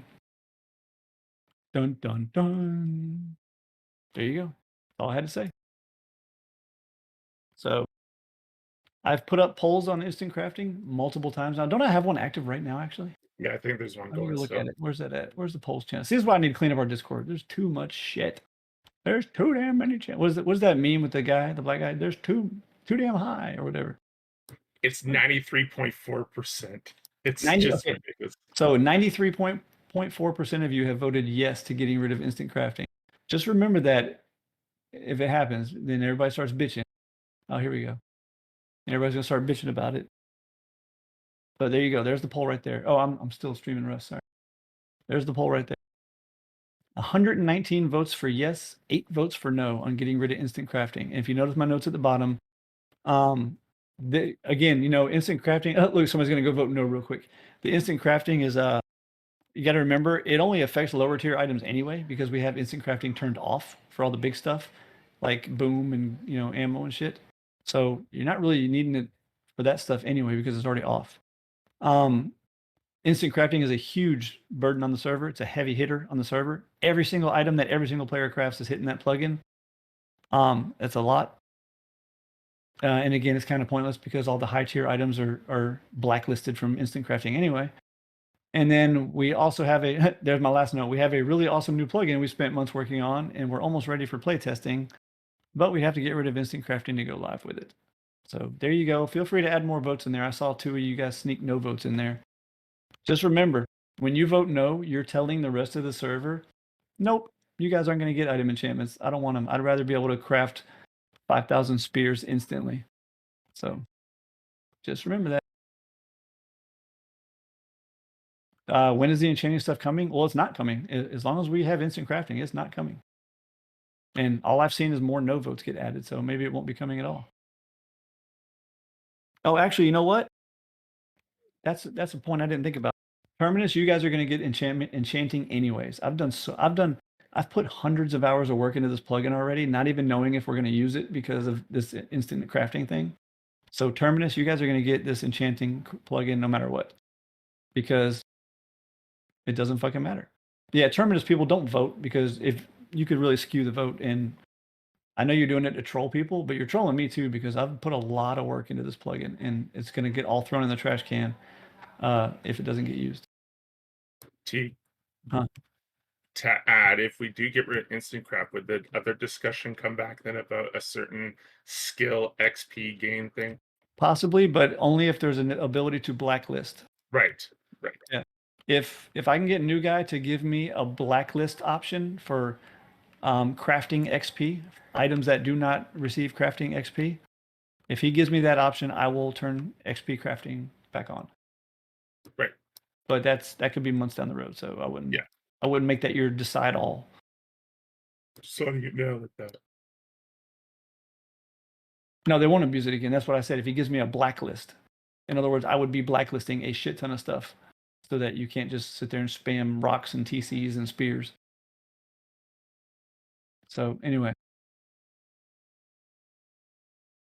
Yeah, I agree with that comment in my stream. Honestly, most of the stuff already has a timer. I'd rather have enchanting. You're right, because like I said earlier, it's kind of pointless now anyway. All the good stuff has a timer. And don't forget, we have a skill that reduces your crafting time by 100%. So, yeah. Which he'll be potentially investing in anyways with the enchanting skill anyways. Yep. All right, so that was my last topic. I know we're in a hurry. Actually, this meeting wasn't that bad. Usually they go to 10:30. So let's go to we got a couple of things to hit real quick before we go to the Q&A. One of which is leads. Do we even have any fucking leads left? Anybody? Me. Oh, just Mac and Nola's here. Damn it. All right. Any leads? Got anything you want to bring up? All I got is my usual harp on raid bases. If you're gonna build them, start off, and like if you haven't built them before, don't go immediately for like nightmare and expert. Start off with like medium and hard. As well, don't look at the requirements and aim for the bare minimum. Like I think easy, we say like have enough space for 50 pieces of loot. Don't calculate exactly how many boxes you need to get 50 pieces of loot and put only that amount of boxes in. Like try and make an actual base that looks like you would live in it. That's kind of what we're looking for the like mid to lower tier bases. The in-game bases, just try and make it difficult. Put traps in, make people think. That's all I got. Nola, you got anything? Give my voice a break while I'm Yeah, sending these files to Nivix. yeah. I realized I've been screen recording your Twitch stream, but audio recording the Discord. So I think my recording's shut anyway, so I don't mind talking. And now I drew a blank. All right, good talk. That's awesome. Way to go. Good talk. Wait, give me 1 second. I'm still trying to send this file to Niv.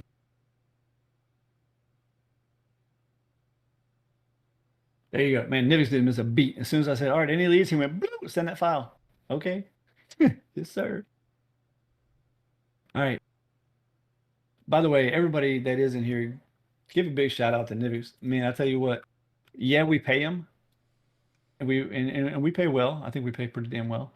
And dude, this motherfucker, I'm telling you, I can be like, yo, Nivix, I got a problem. How hard would it be to bloop, there's the fix. I'm like, holy shit. All right, thanks. Like, dude doesn't miss a beat. I literally would just ask him a question. He doesn't even reply to me. He just sends me the fix, like instantly. So obviously he's not a miracle worker. He can't make Rust a better game. But I can tell you right now, this dude 100% has our server and our community at the front lines, and he has no skin in the game whatsoever. I mean, honestly, I'm not gonna lie. Even if I didn't pay him, he would do most of the shit he does just by me asking, because he's a friend of mine. He sat on my couch in real life. I consider him an actual friend. I would literally drive up to his state to fist fight somebody with him if I had to. But the fact that he always is instantly fixing stuff for us is fucking pretty top notch. I'd say about 50% of our plugins are so customized that they're not even recognizable anymore, and it's all thanks to Nivix. So, any other lead? So, Anything? All right. Any admins? so I remembered. Just now, someone said, "Where's the poll to remove instant crafting?" And I linked them to the polls channel. We have a lot of our veteran players who are super informative, super helpful to new players. They answer questions, they give them guidance. One thing we're trying to do is train and educate people. And this is part of our revamping Discord to make it more useful to everybody. But we're trying to get everybody to use those channels, to use those write-ups as reference material. We really want to centralize people to Discord for information. Well, website soon. Website soon with the wiki. So it's things like, hey, what's the difference between the servers? You could sit there and type out, and you'd probably be right, but you could be wrong, and it takes a lot of time. And while we appreciate it, link them to the server channel. When people are spamming after a wipe, is it all clear? Is it all clear? Send them to the announcements channel in Discord. That's the only place where we announce the all clear. We don't type it in game. We don't say it in voice.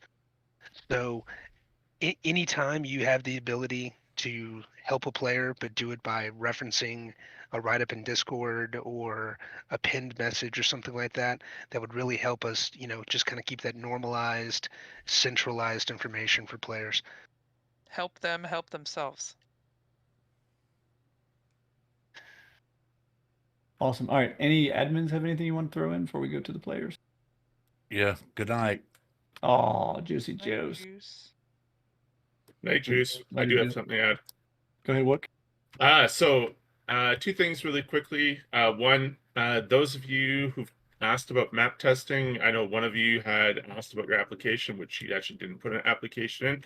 Applications are still open, so feel free. We'll dig out the announcement and re-up it so that people can see the link to fill it out. Once you fill it out, we'll get back to you shortly. Obviously, with T being on vacation, and of course T is involved in the conversation of who we pick for map testers. We'll talk about this once he gets back. But feel free to throw in your application, and of course the door is always open.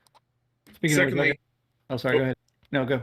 Secondly, since we're talking about cool things, and this is months away, but we are working on a new cool thing regarding a certain tank that drives around the field. Just FYI, we'll leave it at that for now. There'll definitely be some Bradley changes in the future. Cool ones too, not bad ones. Yeah. I gotta touch on real quick thing. Number one is, like Wookie said, we are taking map testers. I want to give a shout out. Digi, are you in here? Are you in our stream? Are you in the Discord? Are you in the meeting? Digi Ninja? Hopefully. Digi Ninja? Going once, going twice? Does he exist? Oh well. Anyway, Oh, he's He is here. He's typing. there he is right Yay. there. Give a big shout out to Digi Ninja. He's not our only map tester, and I'm not trying to like throw shade on anyone else, but this dude is a fucking beast. This motherfucker's got in them maps and is just killing it. We need more. We especially need more like him, honestly. I mean, he's blown away 90% of the admins. Like, he's just killing it. So big shout out to Digi Ninja. He's been busting his ass. He will vouch. Map testing is not all fun in games like it sounds like it would be. Oh, I fly around the map and see cool stuff. No, it's a pain in the ass. It's not very fun. And he is kicking ass at it, and we definitely appreciate it. And he turned down any kind of RP payment or whatever. He's just doing it to help. So big shout out to Digi for that. He is kicking ass. Also, those of you, we have a bunch of staff apps in right now. I think, man, we must have like a dozen of them sitting there in queue. Just know that's just how we operate. They sit and they sit. Sometimes they sit because we're watching you. Sometimes they sit because we're checking to see if you're actually going to be around. We've had people apply. They play for a week. They apply as an admin, and then they disappear and they never come back for 6 months. A lot of times we let them sit and we watch for a while to see who you are and how you are, to see your attitude. We've had people apply for admin, and literally like the night they were going to be contacted to get an interview, they blew up on somebody in chat or something, and we're like, well, never mind, scratch that. So just know we do have probably maybe a little less than a dozen still sitting in queue right now. We're just keeping an eye on things. I'm going out of town this week in 2 days, which is why we're not contacting anybody. I just didn't want to I didn't want to open that can of worms right before I go out of town. So just know that they're not all no's. And sometimes they're a no and we still leave it sit. Maybe let's see how they are for a while longer, stuff like that. So just know we don't ignore you on purpose. I'm just not making any major decisions right now when I'm about to go out of town. And that's the last topic is I will be leaving out of town Thursday. I'm going to be gone for a week, and it's my son's spring break, and I'm taking him to tour the college he wants to go to. And we're going to go to my family's house, hang out, go to the beach, stuff like that. So please go easy on my staff. We are extremely understaffed right now. Extremely. My admins will tell you that is all I bitch about every fucking day is how understaffed we are right now. It's like a skeleton crew. So please go easy on them while I'm out of town. All that's going to do is stress me out. You guys know I can't resist trying to take care of things even when I'm on vacation. So if the tickets are rolling in about stupid shit and there's no admin to handle it, it's just going to stress me out. And I'm going to find myself sitting inside on my laptop trying to solve tickets and stuff when I could be out hanging out with my family, which this will be the first vacation I've gotten to take with my son in 3 years. So please let me enjoy my vacation. And that's the last one. Oh, by the way, and if anybody else wants to apply for staff, we are still taking applications. Just know that we don't take everybody. It's not personal. Usually a lot of things go into it: age, attitude, how often you play here, how long you've played here, what your knowledge is of our servers.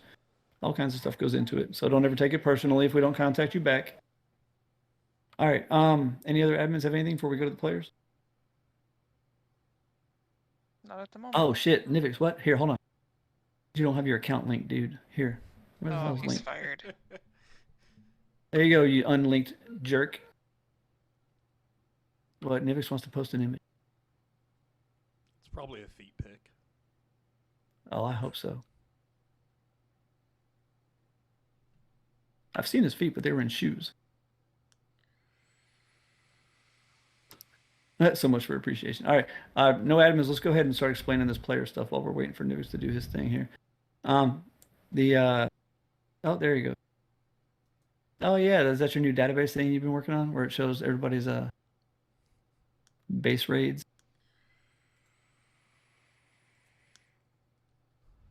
God, I don't even see Chappie on there. Oh Man, man, I thought he was like a nightmare a day. I thought Yeah. I thought Chappie was doing a bunch Wait, of where's- raids, but where's I guess Trouble? he's not. Where's Trouble on that one? Jesus, They must be taking a break. Trouble's a fucking noob. All hail Ryazaki. Yeah, it's just King, Outbreak. king of the raids.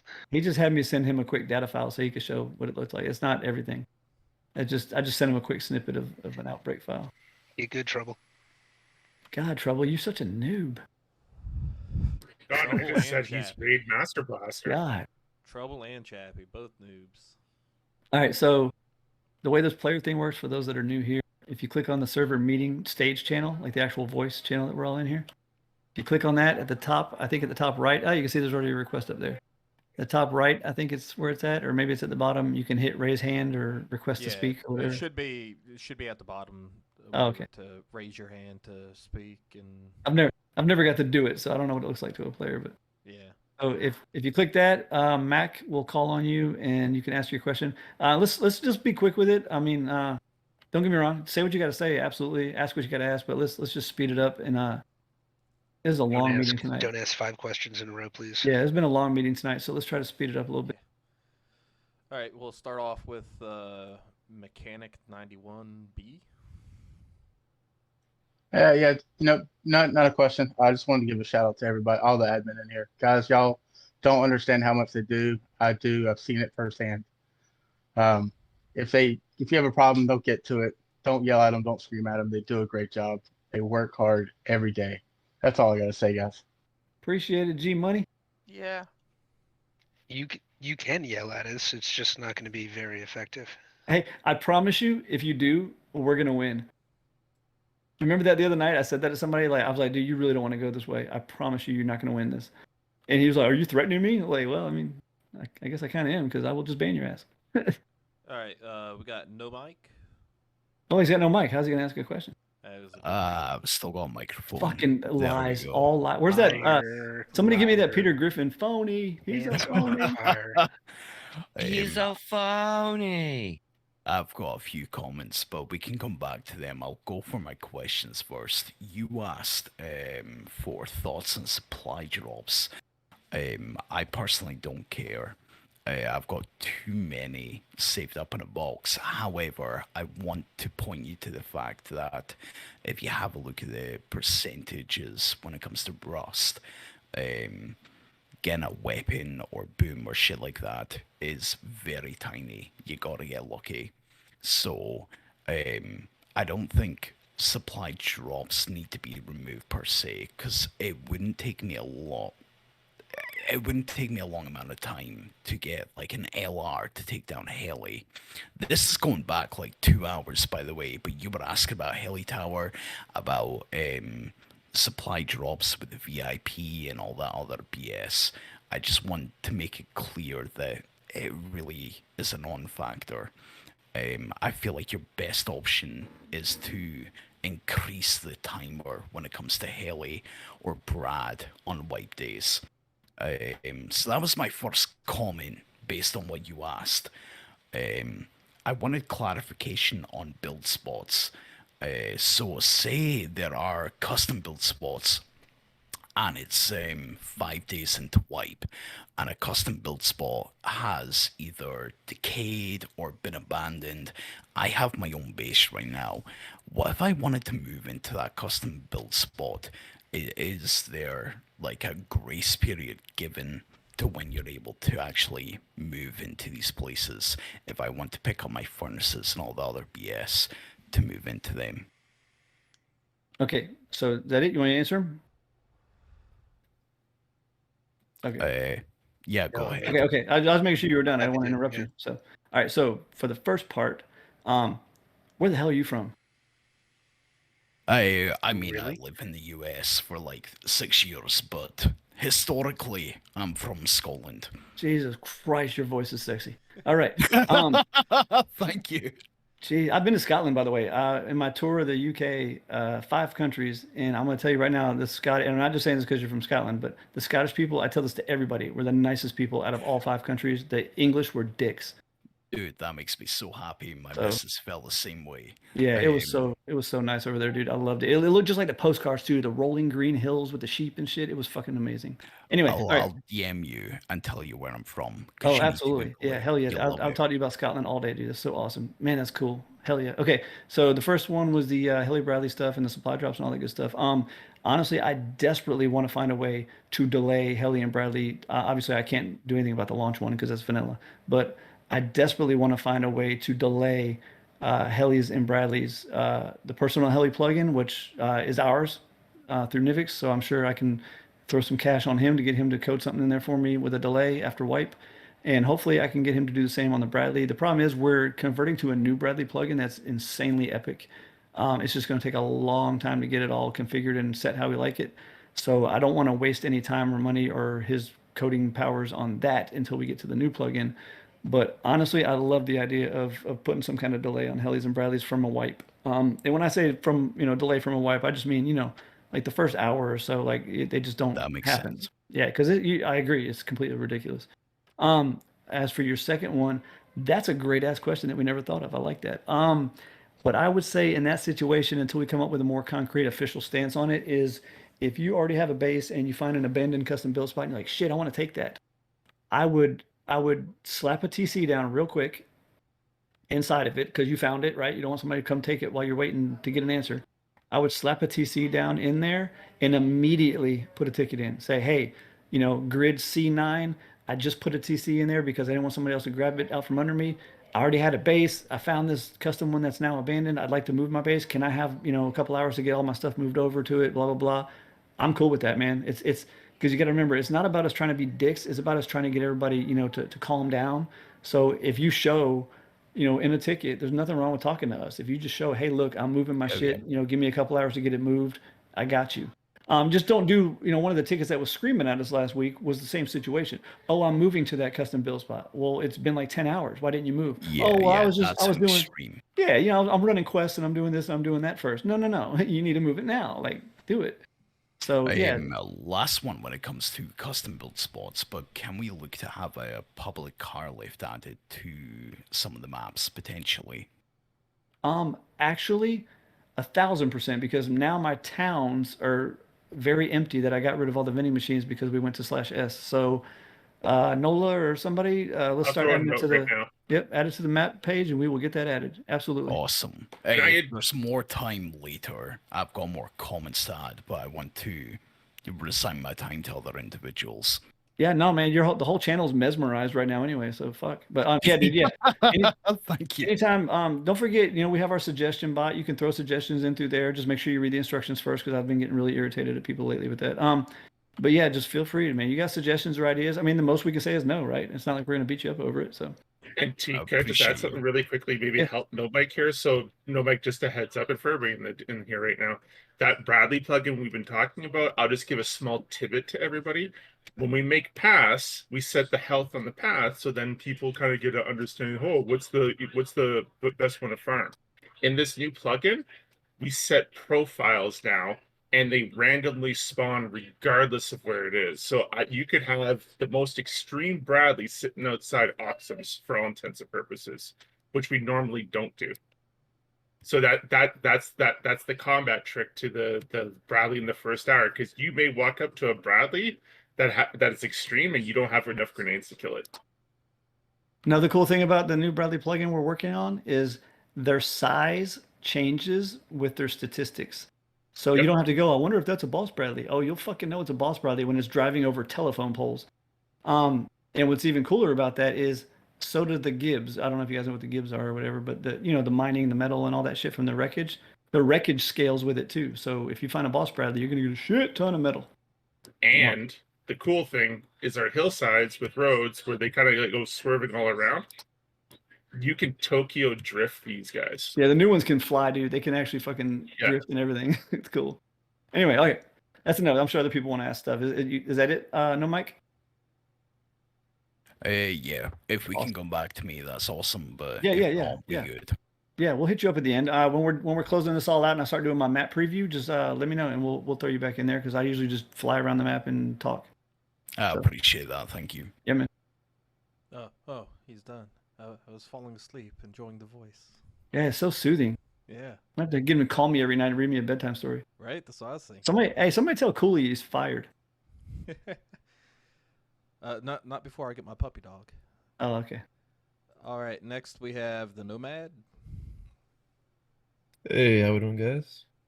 I have to agree on that voice-wise. What's up? Yeah, I say you sound so plain now. What the hell? Right? I'm wide God. awake now. Like, why'd you have to put me after that? I mean, it's Right, hard dude, we to- should- That's kind of unfair right there. I was kind of curious because, I mean, just saying by the name, I was kind of trying to put myself to a test of doing a no base for my next wipe. The issue with that is I'm trying to compete for the fame title, but how does that even work if I don't have a base? Yeah, well, it doesn't. So I'm just saying, like, is there like a another title like Survivor or something like that you could give out to someone like that? No, there is. This is all real new. I mean, we can look at other options down the road and stuff like that. For now, it literally is just a hey, motherfuckers, get your bases under control. You I know what I'm get, saying? Like, if you I don't build get a it. base, yeah, it's just, I don't even really have an honest answer for that because again, it's just at this point, it's a tool to get us to get bases under control. It wasn't really meant to be like a strive for type thing, but that's not a I bad idea though. Hell, I'm having like a no base title, a nomad title. Huh, imagine that. Yeah, And it's a good the thought though. It's a good. I'll definitely put it like on a back burner type, thought. it's just like you notice like there's a lot of chats, and I know Outpost carries I mean Outbreak carries a lot of those, but it's Oh kind yeah. of one of those things where it kind of like steps up the level of how much can you do without actually having like a backstop of, oh, I can go on my base if I had to have protection or I had to go get something done safely. Yeah, I mean, it adds a whole new play style, and honestly, with some of the skills and shit we provide, I mean, you can 5 backpacks and a pouch too. I didn't mention the pouch earlier, so it's technically 6 backpacks. Corpse recoveries and living out of a camper. You can do all kinds of shit. Another point I was gonna say is the enchantments wise.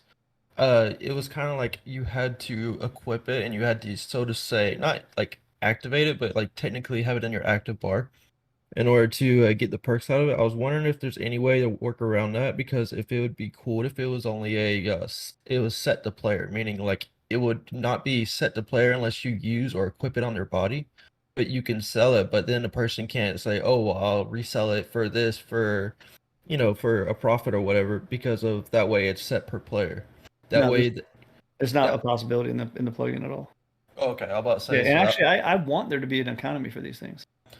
Okay, but I was about to say because that way that would be a high demand since it's 75%. I mean, it's kind of not saying it's Oh broken. no. So the skill bonus is set to you. It is stuck to you. Oh, okay.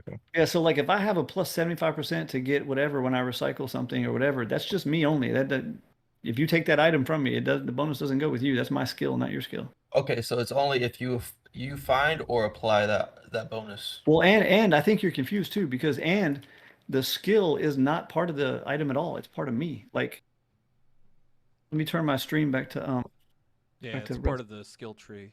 So look, the skills are actually part of a tree. So let me go over here and show you in Rust. Forget where the hell I put some of these. I try to spread my skills out because I want you guys to pick other things. By the way, there's blacksmith for those of you who are mad about the no durability thing. That's the counter to that. The no durability, not repairing your stuff, the bug. I forgot to mention that in the meeting. All you have to do is pick up blacksmith, and now you can just instantly repair anything all the way up to the top, no matter what. No red bar, nothing. So that's a counter to that. Yeah, I noticed that right away. That was like, oh yeah, you always got a balance for any Yeah. releases. So And nobody ever used that. That's another Yeah. reason why, So here's one right here. Grants a chance to loot an enchanted item from crates. So I'd actually need to reword that. Increase chance. So yeah, I have 25 points in that. So that's why. So that has nothing to do with the item itself. That's me. That's my actual skills that are giving me those bonuses. okay, So the bonuses on the items that you were seeing are part of the item. The bonuses of me getting stuff are part of me. Those are skills. So they do stick with me. just for a curiosity standpoint, as an admin, since most all admins are here, are you wanting the server to be a group focused situation or more of like a solo and adventure out kind of situation? Where do you want to take the servers? I mean, I can't speak for everybody. I can speak for myself. As I have absolutely zero care in the world about if people group or don't group or what they do, because we're not a PvP server, so it doesn't really matter to me. We Okay, do I'll- try to create content to kind of support both aspects, right? Like we got the Yeah. different levels of monuments. You got the really hard ones that's like, yeah, if you're going solo, you better be fucking good at the game. Then you have the easier ones that's like, all right, yeah, the solo players can easily take those. So we kind of try to cater for both. Well, I was gonna mention that maybe you could have like a depending on like nothing tremendously high, but like having a chance of like as a new player, I only carry like 0.5% XP boost to the group I'm in, but then you have a cooldown if you leave, so that way people can't abuse. So that way, like total, like if I have 3 people in my group and we're all veterans, then that means we have like, let's just say like a 12% boost for XP. You know, like obviously you would have to test the values of what you would want to put, but Oh, you're talking Nope. about? There's no way to do that though. I don't have any kind of plugin that can stack. okay, I was just instances, curious.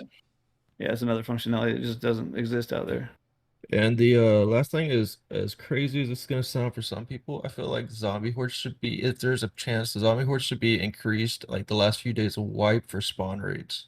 I don't know if Yep. that's even possible either. While I agree with you, actually, if I had it my way, I would actually slowly increase them over the whole wipe, starting off with maybe just 1 or 2 hordes on the first day, and then a couple more on the next day. Problem is, again, no functionality in the plugin to do anything like that. It would take. I would literally have to uninstall the plugin, reconfigure it, then reinstall it. Then the next day, uninstall it, reconfigure it, reinstall it, and then for the new wipe, I'd have to go all the way back to the beginning. It's just, there's no way. Yeah, and I completely understand where your stem come from for the mining point of view, because like I said, I'm a full out miner for Utopia, and a lot of people know me by that even. And the situation was that I'm like, we're snowballing too heavy, and I really don't have an answer for how do you slow that down. Yeah. Oh yeah, they snowball quick, and it's just because slowly over the years we keep adding stuff and adding stuff. The funny thing is everybody focuses on nerfs, but they don't focus on the good. And for every one nerf, we add like 9 other things that are good, and eventually we've been around for 4 years now, so eventually that adds up to a lot of freaking good stuff, which makes it too easy. And that's why we're kind of trying to unring a few bells, which really sucks and pisses people off. And again, it's because they ignore all the good stuff we add and only focus on the nerf, and that's kind of where we're at now. And for my last comment, I just want to say that I do really appreciate the idea of like the enchantments, and it's not because of probably what you're thinking, but it's more so of like some people actually log on here. It's like, all right, I want to be a part of the server, but I want to be something different and not just anybody can go into. So it's kind of like whenever you mention that of having a little bit of value outside of the box that most people can't just spec right into right away and get it cheaply. So I mean, a lot of people on Utopia have mentioned it's like, what do I even go into that like not everybody's going into? Like, what's not the meta? Yeah, you got like 30 T farmers, and it's like, okay, well, that's no fun. Yeah, that's what I wanted to. That's why I told you earlier. I really want a hard economy on these enchantments. Like, I want there actually to be enchanting vendors out there, like stores set up. Like come get your enchantments. Just that'd be cool. Yeah, and that's about it. I was wondering, I'll make a comment that I talked to someone one of the nights, and I was finding some map glitches, and I was wanting to be a test server applicant. So you'll definitely be seeing me in there if I ever get approved. But Awesome. that's throw one an of app those in. things where I'm actually one of the people that actually like to balance the game rather than be like, oh, the more the better. So I'm trying to come up with ideas for y'all. So hopefully if y'all have any questions like, oh, how would you handle this, just hit it my way. Appreciate it. Yeah, definitely throw an app in there, man. We need some good map testers, and it's not just about finding holes. A lot of people don't realize our map testers, we want them to run the monuments. Like, hey, does this monument feel too easy? Does it feel too hard? Should we add more NPCs? Should we change the puzzle around? Maybe we should add a card reader in a door here? Do you think we should close that building down and make that accessible here? Should we move the fuse box? We actually want puzzles. We want people to come up with ideas and puzzles and run them. And we also want them to cheat. Can you find ways to cheese the boss? Can you find ways to cheat on this monument and go like someone in the one of our map testers found in the mall? You could jump around this railing to skip the blue card, shit like that. So it's not just finding holes in the map. It's actually making our maps more quality. So throw an app in, dude. We love it. So Oh, 100%. And I don't know how you want me to go about this, but I kind of found a little bit of a bug that I can't really explain in Sport ticket. chat that might be a little bit of effective Sport if ticket. I can tell you. Sport ticket. Yeah, but I'm saying I don't know how to put it into text writing. Oh, well, just open the sport ticket and someone will get with you later and try to figure out a way to talk to you about it. All right, gotcha. Thank you. Yep. All right, next person, let's move. We gotta go. All right, moving on to Sarcastic. Oh, hello. Hello. I'm sorry. It's 4:30 a.m. here, so I'll try to make it as like short as possible. I'll go from the notes. First, like stack sizes for Molotov, it's just too little. 5 is just too little, and it's annoying to deal with in the backpack. So if it can be increased to 30, like the F1 grenades would be. So you said you're talking about the new Molotov cocktails are at 5? Yeah, they are at 5. All right, You can cheese the stack by if you craft them because it's insta craft, so it's Yeah, It's the I got. crafted And then end, but when you split it, you can't get it back again. yeah, Yeah. All right. it's One of the really annoying. admins. Sorry, I keep interrupting you. I'm just trying to be as quick as I No, can. it's One of the alright. admins throw that in my to-do list for me. I'll take care of it. Done. All right. What else? Anything else? Yeah, the raiding ultimate, it's really, it's very niche. It's all right, but it's not overpowered. But it's a long cooldown, and for something you've worked on, like if someone is trying to level it up all the way up, it's like 600 minutes is too much. I tried it on a nightmare base. I tried it on a like an expert base. It barely touches the outer defenses, like the turrets. It's good for that. Yes, it can take out a medium raid base, but 600 minutes is way too much. And yeah, I think reasonably 3 to 4 hours maximum. Are you talking about for the alt? Yeah, the No, ultimate absolutely for not. We're not changing that. Matter of fact, we had players. They were full of shit, but we had players literally last week in chat saying, bragging to everybody that, oh, we cut a nightmare base completely in half with just the ult, and we're like, get the fuck out of here. No, you didn't. We actually went and spawned that exact same base on the test server and tried it, and I did four Yeah. MLS strikes and didn't cut a nightmare in half with it. So they're full of shit, but it's strong enough as it is. I hate to shoot you down so quickly in public. It's all right. It's just a way too observation. powerful. Because you got to Like, remember. You got to remember, most of the big raiders travel in groups of like 3 or 4 people. So, well, if this 3 or is 4 the people thing. can call that down, it's just fucked. The hardest thing you'll balance, even Face Punch will always have a struggle with this, is you balance between solos and Yep. groups. Groups will always have an advantage, Welcome to no matter my what hell. you do. No matter what you fucking do, they will always get an advantage over anyone. Welcome But, to yeah. why all the solo players hate me and hate Zombie Island, and why all the Chad players hate me and hate the Easy Monuments. I know. Yeah, I understand. I've been an admin on several servers, PvE server. I understand it's not easy, and you're end up chasing this. I'm gonna make it a bit harder because you're not gonna win, because there's always gonna be a way to cheese it. There's always gonna be a way they will find to circumvent whatever you do, and it's fine. It's part of the experience for players to have fun and try to like break the rules, if you say that. Oh yeah, they definitely do. Yeah. One of the thing, combining health tree with the food tree, because the food tree is just useless on its own. So maybe you can. There will be more food skills eventually. There's actually an entire cooking plugin that's going to be tied into that eventually. So I would wait about that, because I think Face Punch is working on the upgraded cooking, like cooking recipes and stuff. So that's like 12 months out. I'm have you telling ever you seen right have you ever seen anything Face Punch implements when they try to copy what plugins do? Well, yeah, it's very reasonable. They do a terrible job at it. They're not only like Valve made how many games did they make out of mods? It's perfectly fine. It's what the community wanted. It's perfectly fine. The 40 millimeter HE grenades, I really enjoy using them in raids. They're not overpowered. They're like, it takes 29 of them to break a stone wall. I would love to get more of them, because they're very hard to get. Like, we run vanilla loot. yeah, I know, but you can put them in raid bases. You can get a bit more, because you get 1 billion of the other bullets. I can get like 5k shotgun ammo from an expert raid base or something. Can you put just a bit? You can craft HE grenades, right? No, HE 40 millimeter, HE for the MGL, for the grenade launcher. Yeah, so it would be cool if you find, because I just enjoy using them on traps and stuff like that. Gotcha. Yeah, flash grenades, for the love of God, I'm gonna get a seizure from all the flash bangs that the zombies throw. I mean, I don't mind the grenades, I don't mind the C4s, I don't mind anything, but the flash is just too much, and especially because they glitch through monuments. All right, Like, Wookie, if you add to my to-do list, more flash grenades for hordes. Well, I just want to add, like, the sarcastic. I don't want to sound like an ass, because this is going to sound like I'm an ass. But you go to a PvP server, you're going to get the same experience. That's why Face Punch, as a developer, puts a warning on the load, photosensitive game. So. Yeah, I know, but Face Punch does not expect you to have a horde of zombies constantly throwing nonstop, no cooldown on it. I gotta speed up. So you gotta understand this. Believe it or not, there's 14 different zombie designs in the horde config, and when it makes a horde, it just randomly picks one kit, out of the 14, and that's how it makes a horde. Believe it or not, out of the 14, only one of them has flashbangs. Yes, they throw them quickly and constantly, and it's annoying as hell to me too. Even when I'm trying to test something with a horde, I'm like, damn it, I can't see. I'm trying to test this. The point being, though, hordes are so easily cheesable, as all Rust AI is.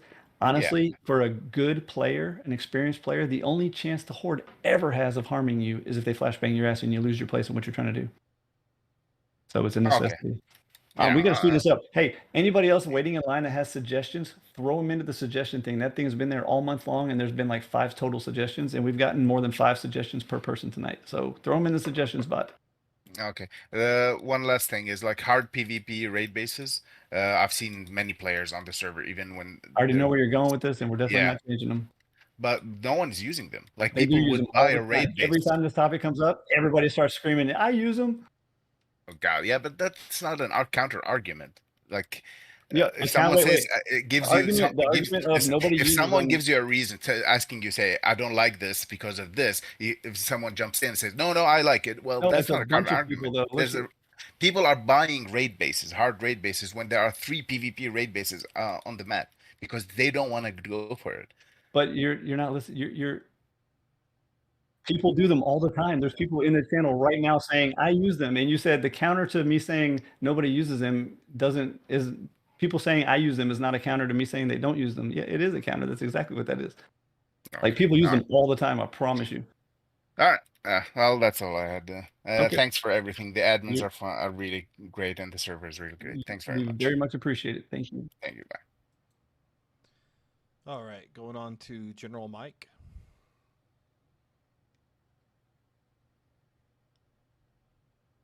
General Mike, should be an accept button for you. Yep. There I am. Okay. Cool. All right, I'll make it quick. So pretty much everything with Zombie Island. What if we lower the health of the zombies but increase the amount of zombies? Would that put more strain on the server? Is that why we don't do that? Not only would it put more strain on the server, but it make them more farmable and cheesable, which that was our problem, is people were using them as ATM machines. Gotcha. Okay. Then my only thing with Zombie Island, like we said, it is optional. If you don't want to do it, don't do it. I do love the challenge, but I hate that we have the 4th Waldo there. I know we don't want to just same thing, use that as an ATM and just free boom, but it kind of forces you to take on Zombie Island just to get that final quest. So I knew this was coming. I was trying to figure out which player was gonna make that statement. Let me and understand where I'm coming from here. I'm not trying to be a dick, but let me make this statement and correct one thing you said in there. You said you have to. No, you don't. Every quest, every raid-based design, every perk, every skill tree skill, everything is not for everybody. So Zombie Island and maybe possibly the Roadrunner is for people that can gather up a group of 8 people fully decked out and not scared to lose shit and go conquer it. I mean, we have to have end content for those people that are literally the people like Trouble who are raiding nightmare bases on farm. We got to have end content for people that can literally get a group together and just beat the shit out of stuff. And the problem is yeah, that may only be 20% of the player base, but the other 80% of the player base, they have pretty much the whole server catered to them. We got to have some stuff that caters to the super elite, that can just stomp everything that we have, and that's what that is. And the same thing with the quest. And don't get me wrong, I'm not trying to downplay your thought on that, because I've even had ex-admins and admins say that to me. Well, it's not fair. They should be able to do all that stuff. No, actually they shouldn't. If the quest is too hard for you, then it's just not a quest you're going to do. I can tell you right now, I've never, even when I played a wipe at Terminus, I've never rated anything higher than a medium base. You know why? Because I suck and I can't accomplish it. Does that mean I should lower the medium bases and make them easier? Or the hard bases, I mean, and make them easier? No, it just means I can't do it. I know I can't do it. I suck at it. Does that mean that the Nightmare quest should be lowered so that I can obtain it? No, it's just a quest I don't take because I know I'm not going to complete it. Fair enough, yeah. I understand where you're coming from, because you're like, man, but the reward, that Roadrunner quest, that final stage, the reward is so great. Well, that's why it's so great, because it's supposed to be almost physically impossible to complete. Yeah. Last things, I guess, shame. Double upkeep. If you're trying to promote like smaller bases and then following guidelines, I feel like upping their upkeep wouldn't really strain their Bro. performance, their gameplay. I love you for that statement, but I can't do it. I was gonna say. It's a server convar. It would literally affect the whole server. So. Okay. And I was gonna say have the upkeep for the fame, but Bro, damn. I love Okay. it. I could do it with a plugin, but yeah, if I tell people no new plugins for the stuff they want, I got to be no new plugins for the stuff I want to. So. Yeah. Cool. Well, that's all I got. I appreciate Yeah, you guys. good idea, man. That'd be awesome as shit. All right, next. All right. Next we have Jeremy Clarkson. Zerzer Clarksona. Huh? What? Who? It's whichever meme of Jeremy Clarkson I use at the time, to be honest. Yeah, that's why So, I said Jeremy Clarkson. Right. I've got a couple of questions. One I feel like it might be a suggestion, so I'll quickly get that out the way. Hall of Fame potentially being for commendable players instead of just base builders being smart.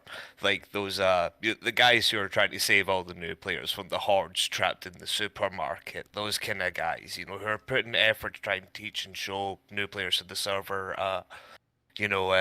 what to do and the best way to enjoy themselves. Would they also be candidates for the Hall of Fame as well? Because I believe those guys are, the G's, they're the top guys.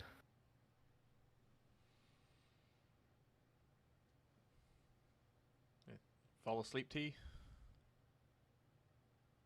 All I see is I see the chat going mental behind my he's notepad, going- and I'm just all right, no bother.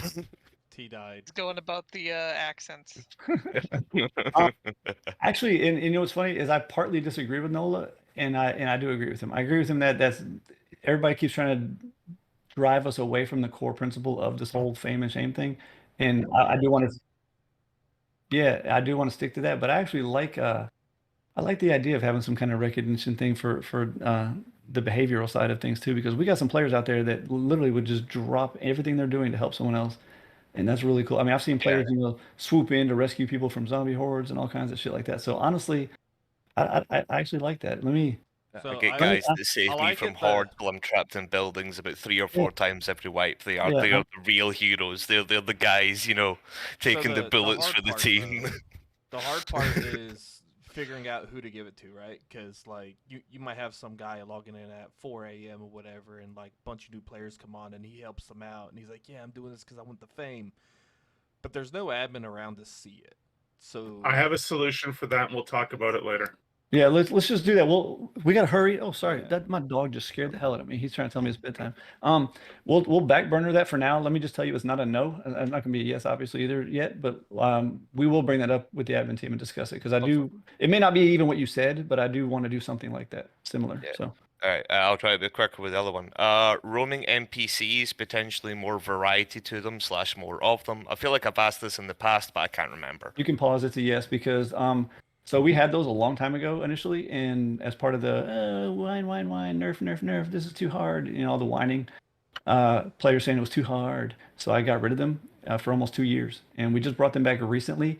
And when we did bring them back originally in that server meeting when I discussed it and everybody voted on it and said, yeah, bring those back. That sounds cool.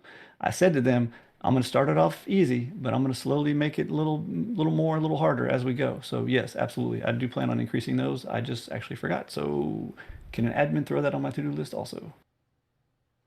Fantastic. The last one is I absolutely went mental, and I adore the idea of no using your kits, none of that until there's an all clear. Is there a potential to stop people building or even like crafting TCs to stop these people who are deliberately sprinting towards where they know custom build spots are to throw down that TC, to be that guy to go, haha, it's mine, I've got it now, but there's no all clear to actually say, no, you shouldn't be building yet, because it happens every wipe, we know it does. All right, So I'm gonna is there any way to avoid that at all? First of all, your accent made that so much cooler sounding. I'm gonna put up a poll actually tonight, and it's going to be a quick one too. I hope a lot of people are still in this meeting. I like that. I really, again, when I pitched this, I pitched it. Actually, I didn't even pitch it for the supply drop kits at all. I pitched it straight for the VIP vet kits, and a couple of the admins were like, "Arr." So I stopped. But goddamn, I can't believe how many players are actually agreeing with me that it's a good idea. So much to my shock, seems to be a lot of support for that. So I'll put up a poll, and what I'll do in the poll is I'll have the different options of the different kits we could delay. And then I'll even have a couple different time options, 1 hour, 2 hour, and see what people think about that. And everybody can vote on that. If you're in this meeting right now, pay attention. You want to vote on that, because if we change it and you don't like it, you're going to be pissed and you're going to wish you had voted. So yeah, good idea. Yeah, I think that's it. If I could say anything else, just you guys are the best. Thanks for everything. Have a good night. Thanks again. Yeah, appreciate it, man. Thank you. That's my favorite part of the session. Nivix, if you're still listening in this channel, Nivix, start thinking about that. Do you think in the kits plugin, the new one, I have to send it to you, there'd be a way to code it so that if it's on delay, it still shows up. It just has the button disabled or grayed out or something. I don't know. I'll have to show it to you later, but I'll pay you for it, of course. All right, next. Next we have Nim. Hi. Hello. Hello. There it goes. I did actually have a real question before I say what I really wanted to say. So with the enchanting, I know that there's another plugin by the new guy, which is, similar to the one that you're planning on using. When you reskin with that plugin in particular, it breaks the enchantment. Have you tested to see whether it will break the enchantment if you reskin? Yeah, we just did it live with in the this one? live stream. Okay. Yep. I was probably AFK for that, but Oh yeah. No, it worked. obviously, T, you're a cunt. That's all There I it wanted is. to say. Woo, woo. Sweet. We got our final accent in for the night. We're good. I know we got I 3 appreciate people it, still Nim. waiting. All right, next we have Marcus Brimstone. Oh, hello, hi. So this is mainly just give you guys appreciation for all the hard work you guys are doing. I do have one small question. It actually happens to be about the whole respec thing. I understand there's a lot of crazy shit going on in the world right now, but like one of the people that absolutely loves this server doesn't have the ability to respec their skills like at all. When they when the wipe comes, I was wondering if there was a possible way where they would have the ability to do that. On wipes? You can't is there because they're kind of stuck in a really shitty part of the world and they're blocked from respecting their skills. Wait, I'm confused. I must have So the store doesn't work for folks in Russia, as an example. Oh, to do the free respec? Yeah, even for the free respec, they can't get that because of the sanctions. They should Really? be able to use a VPN to get around it, I thought. All right, Yeah. I'll make sure. I think they're in the chat listening. I'm not sure, but I'll let them know. I'll definitely look to see if there's a way around it on my end. I don't honestly know of any way around that. I didn't even know that existed. You will have a full sanction block. It's Yeah, they geolocated. tried the VPN thing. They're telling me in my team chat right now that it didn't. It won't work from a technology perspective. Just telling you. Right now. Honestly, whoever they is, I mean, do they speak enough English that they can talk to me later? Yeah, they speak English. Yes, it's Marks on Brimstone. They're actually in the chat. Okay, just tell them It's to also my wife. So tell them that Putin punishment. Yeah, the difference is I don't punish people for what their leaders do. If that was the case, Yeah. I'd hate half the Americans right now. You know, right? Yeah, tell them just to put a support ticket in later so I can discuss this privately with them, and I'll try to figure something out. I just don't want to see them do it during the meeting.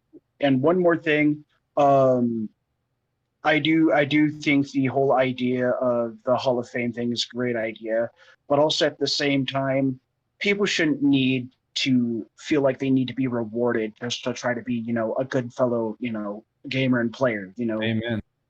So like for me, for example, me and my teammates, anytime when we see someone who naturally needs someone just starting, we lend them a kit, we give them ammo. And certain people, if it really comes down to where people need to be rewarded for just being a decent player, nah. I appreciate everything else, like making good bases and everything else, but like we're all in this game because we enjoy it, right? So let's try to make it even more enjoyable. Yeah, I agree with you. The cool thing is, and this goes on both fame and shame, is they're going to be extreme cases. Like I don't want players to think like, oh, as long as I build by the guidelines, they're going to get that fame rule. No, you're not. This is the ones where we find like a clan of 5 guys living out of a 2x2 type, where they crammed every box in every corner, like that kind of stuff. It's going to be extreme situations, and you got to remember, it's just when we notice it too. Like we don't always notice the things. I'll give you a hint, and maybe somebody in this channel has seen me do it before. Sometimes I'll fly around, and if I see a base, I have an X-ray thing where I can just turn off the layers and I can see right through your walls and see your stuff inside. And there's been times where I've come and knocked on people's doors and thrown them a bunch of purple presents, and I'm like, hey, that's for having a good base. I can tell you're trying to follow the rules. I appreciate it, and then I fly away. It's for those kind of situations. It's not going to be everybody. It's not going to be constantly. It's going to be rare. You'd be lucky if 1 or 2 people in an entire wipe see those ranks. Like, and that goes for both ends, the good and the bad, the shame and the fame. It's only for the massively extreme situations. So I don't want people to think this is something we're just going to be passing out all of. Yeah, because I know, for example, another good example is like there was this one player, I think it was 2 wipes ago. where this dude got access to his TC, took over his TC, and started putting locked doors all around his base. And like me and my other teammate Control, we just pulled up, gave him a whole bunch of stuff, and waited for an admin to actually come handle it. But we gave him a lot of stuff to help him just get his start and not have that happen. Yeah. You know. Yeah. Cool. But yeah, overall, this server's been very enjoyable. Mark's pretty much has overheard for you to put in the support ticket. And, Okay. thanks. Let them know I probably won't even get to discussing it with them tonight. I haven't eaten. I've been in meetings for 6 hours now with the admins. Yeah, and most important of all, T-Bird, please take care of yourself. Yeah, I know. I'm trying. I'm going on Been vacation. harping on him for years. 2 days. 2 days. I'm going on vacation. I know how it is to run a community, so please. Yeah, I'm trying, man. If people would just slow things down with their builds and all that stuff, I could relax. So I'm trying. Yeah. All right, cool. Appreciate it. Let's move on. I want to eat. I'm going to turn off the request now, but we got 3 people sitting here, so they've been sitting here for a hot minute. Next we got Nitro.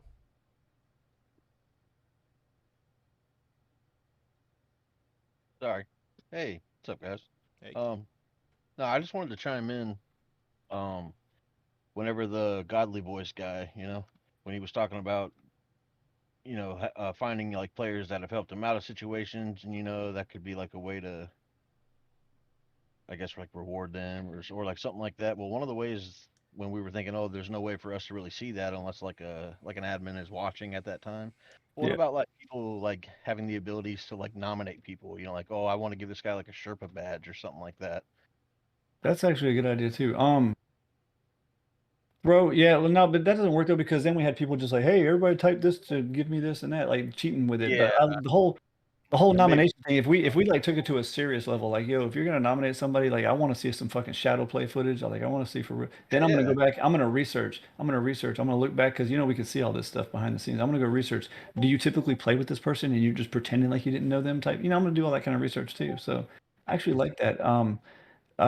We'll throw a to-do list note in there just to look into something like that. I don't, again, it could be a month or two because I got a lot of shit to do, but Oh yeah, I like absolutely. the idea. I like the idea. Just something that I thought of.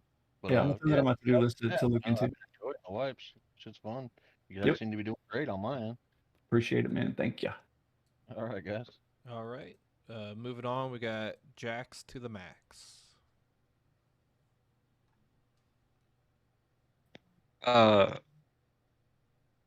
Hello. Hello? Hello. What up? Is this working? Yep. Yes.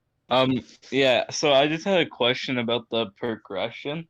Is there any plans to slow it down at all? Because I found with the skill tree that like by the end of the wipe, some people can get up to like something like 1,000% on mining sulfur and stuff. Yeah, we just did that tonight. That was the main topic of the meeting. Okay, sorry. It's all good. I just joined late. Oh, it's all good. Yeah, you missed that one, but we'll have timestamp links to all the different topics. Hopefully posted tomorrow night. I also had just one more question. I had a question about the how the custom monuments worked. Are they based on like how many people is recommended, or like the tier of weapons you're supposed to have in gear?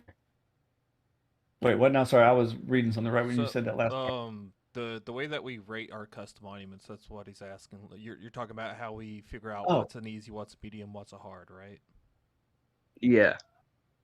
Yeah, that's kind of just decided by us and T as the admin team or whatever. We when we're building it based on the NPCs that we're placing, how big it is, what sort of loot we want in the monument, just various different factors that we put into. It's decide honestly which very way- fluid. If you're really interested in that whole process, it's very fluid. Like I could spend half an hour and you still wouldn't have a concrete way of how we decide it. It's really fluid, and it changes sometimes. Like, oh, we're going to change this to a hard now, and the best way to get it, if you really want to know how that works, apply to be a map tester because they take total part in that. Sometimes it's even the opposite. Sometimes like fuck, there's only 2 hards on this whole map, and there's like 8 easies, and then we literally start adding more puzzle parts and more rooms and more buildings and make something harder. I mean, you never know what we're going to do. It's all just on the fly. Okay, that makes sense.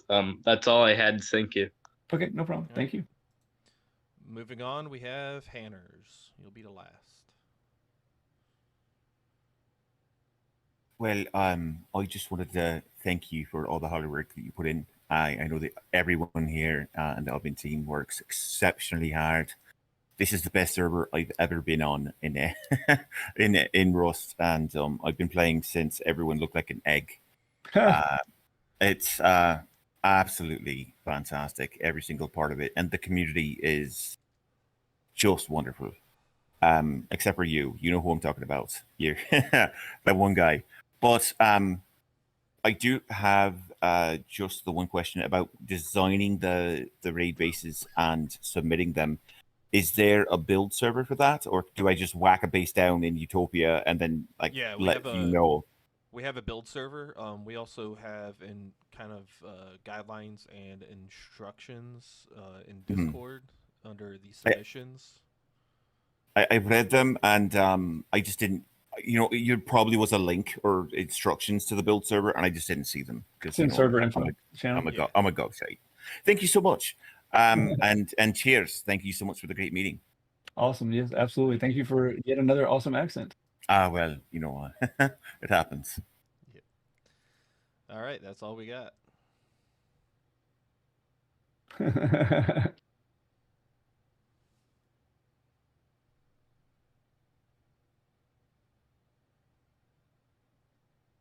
D. Huh? What? That's it. Oh, that was the last one. Sweet. Oh, I thought you were talking on whoever was next. No. Cool. All right. Well, let's get some prizes here now. We got admins on every server. I'm on infection. I'm on turn. All right. Who are we missing here, or where are we missing? Utopia. So who's on Utopia? We need someone on Utopia. All right. We need somebody to go to Utopia. I'm on test 2 for the map preview. So I know you Okay. have Rust up. I can load Rust up real quick and jump over. the way for those that don't know how the meetings work, all you need to do is warp to town, get in a single file line in front of the admin. Don't push in line. Don't be disruptive, or they will disqualify you from getting the prize. When it's your turn, just walk up and say either rockets or paper, and they will drop either 50 paper or 50 rockets at your feet. And congratulations, because normally we do this the day before PvP, but since I'm going on vacation, you guys get a week early prize. So pretty fucking powerful prize for this early in the wipe. Anyway, so like I said, line up in front of the admins, tell them paper or rockets. What server They'll give them again? to you. No, I have that for you. As soon as you are done getting your prize, please vacate the area. It's like herding cats. It's very hard and confusing. So just please leave once you get your prize, so we don't get confused. What server did we need? I think we got them all now. Do we have them all? And you can go help out. Probably Outbreak might need the most help. They got 80 people in there. I thought Utopia did. We got Hey, Utopia. but somebody moved over there. I think Nola was moving to Utopia, right? I can't see the. Okay, chats. and Mac, just go take Utopia then. All right, I'm going to Utopia. All right. And for those who want to see the map stream, we got some cool new stuff here. I'm about to start flying around. I'll do like I always do. While they're giving away the prizes, I'll just kind of lazily fly around, showing you guys the map. And then once they're done giving out prizes, I'll be quicker and show you some juicy stuff, and then get the hell out of here and shut this meeting down. I am going to close down the recording though. People that were recording, feel free to stop.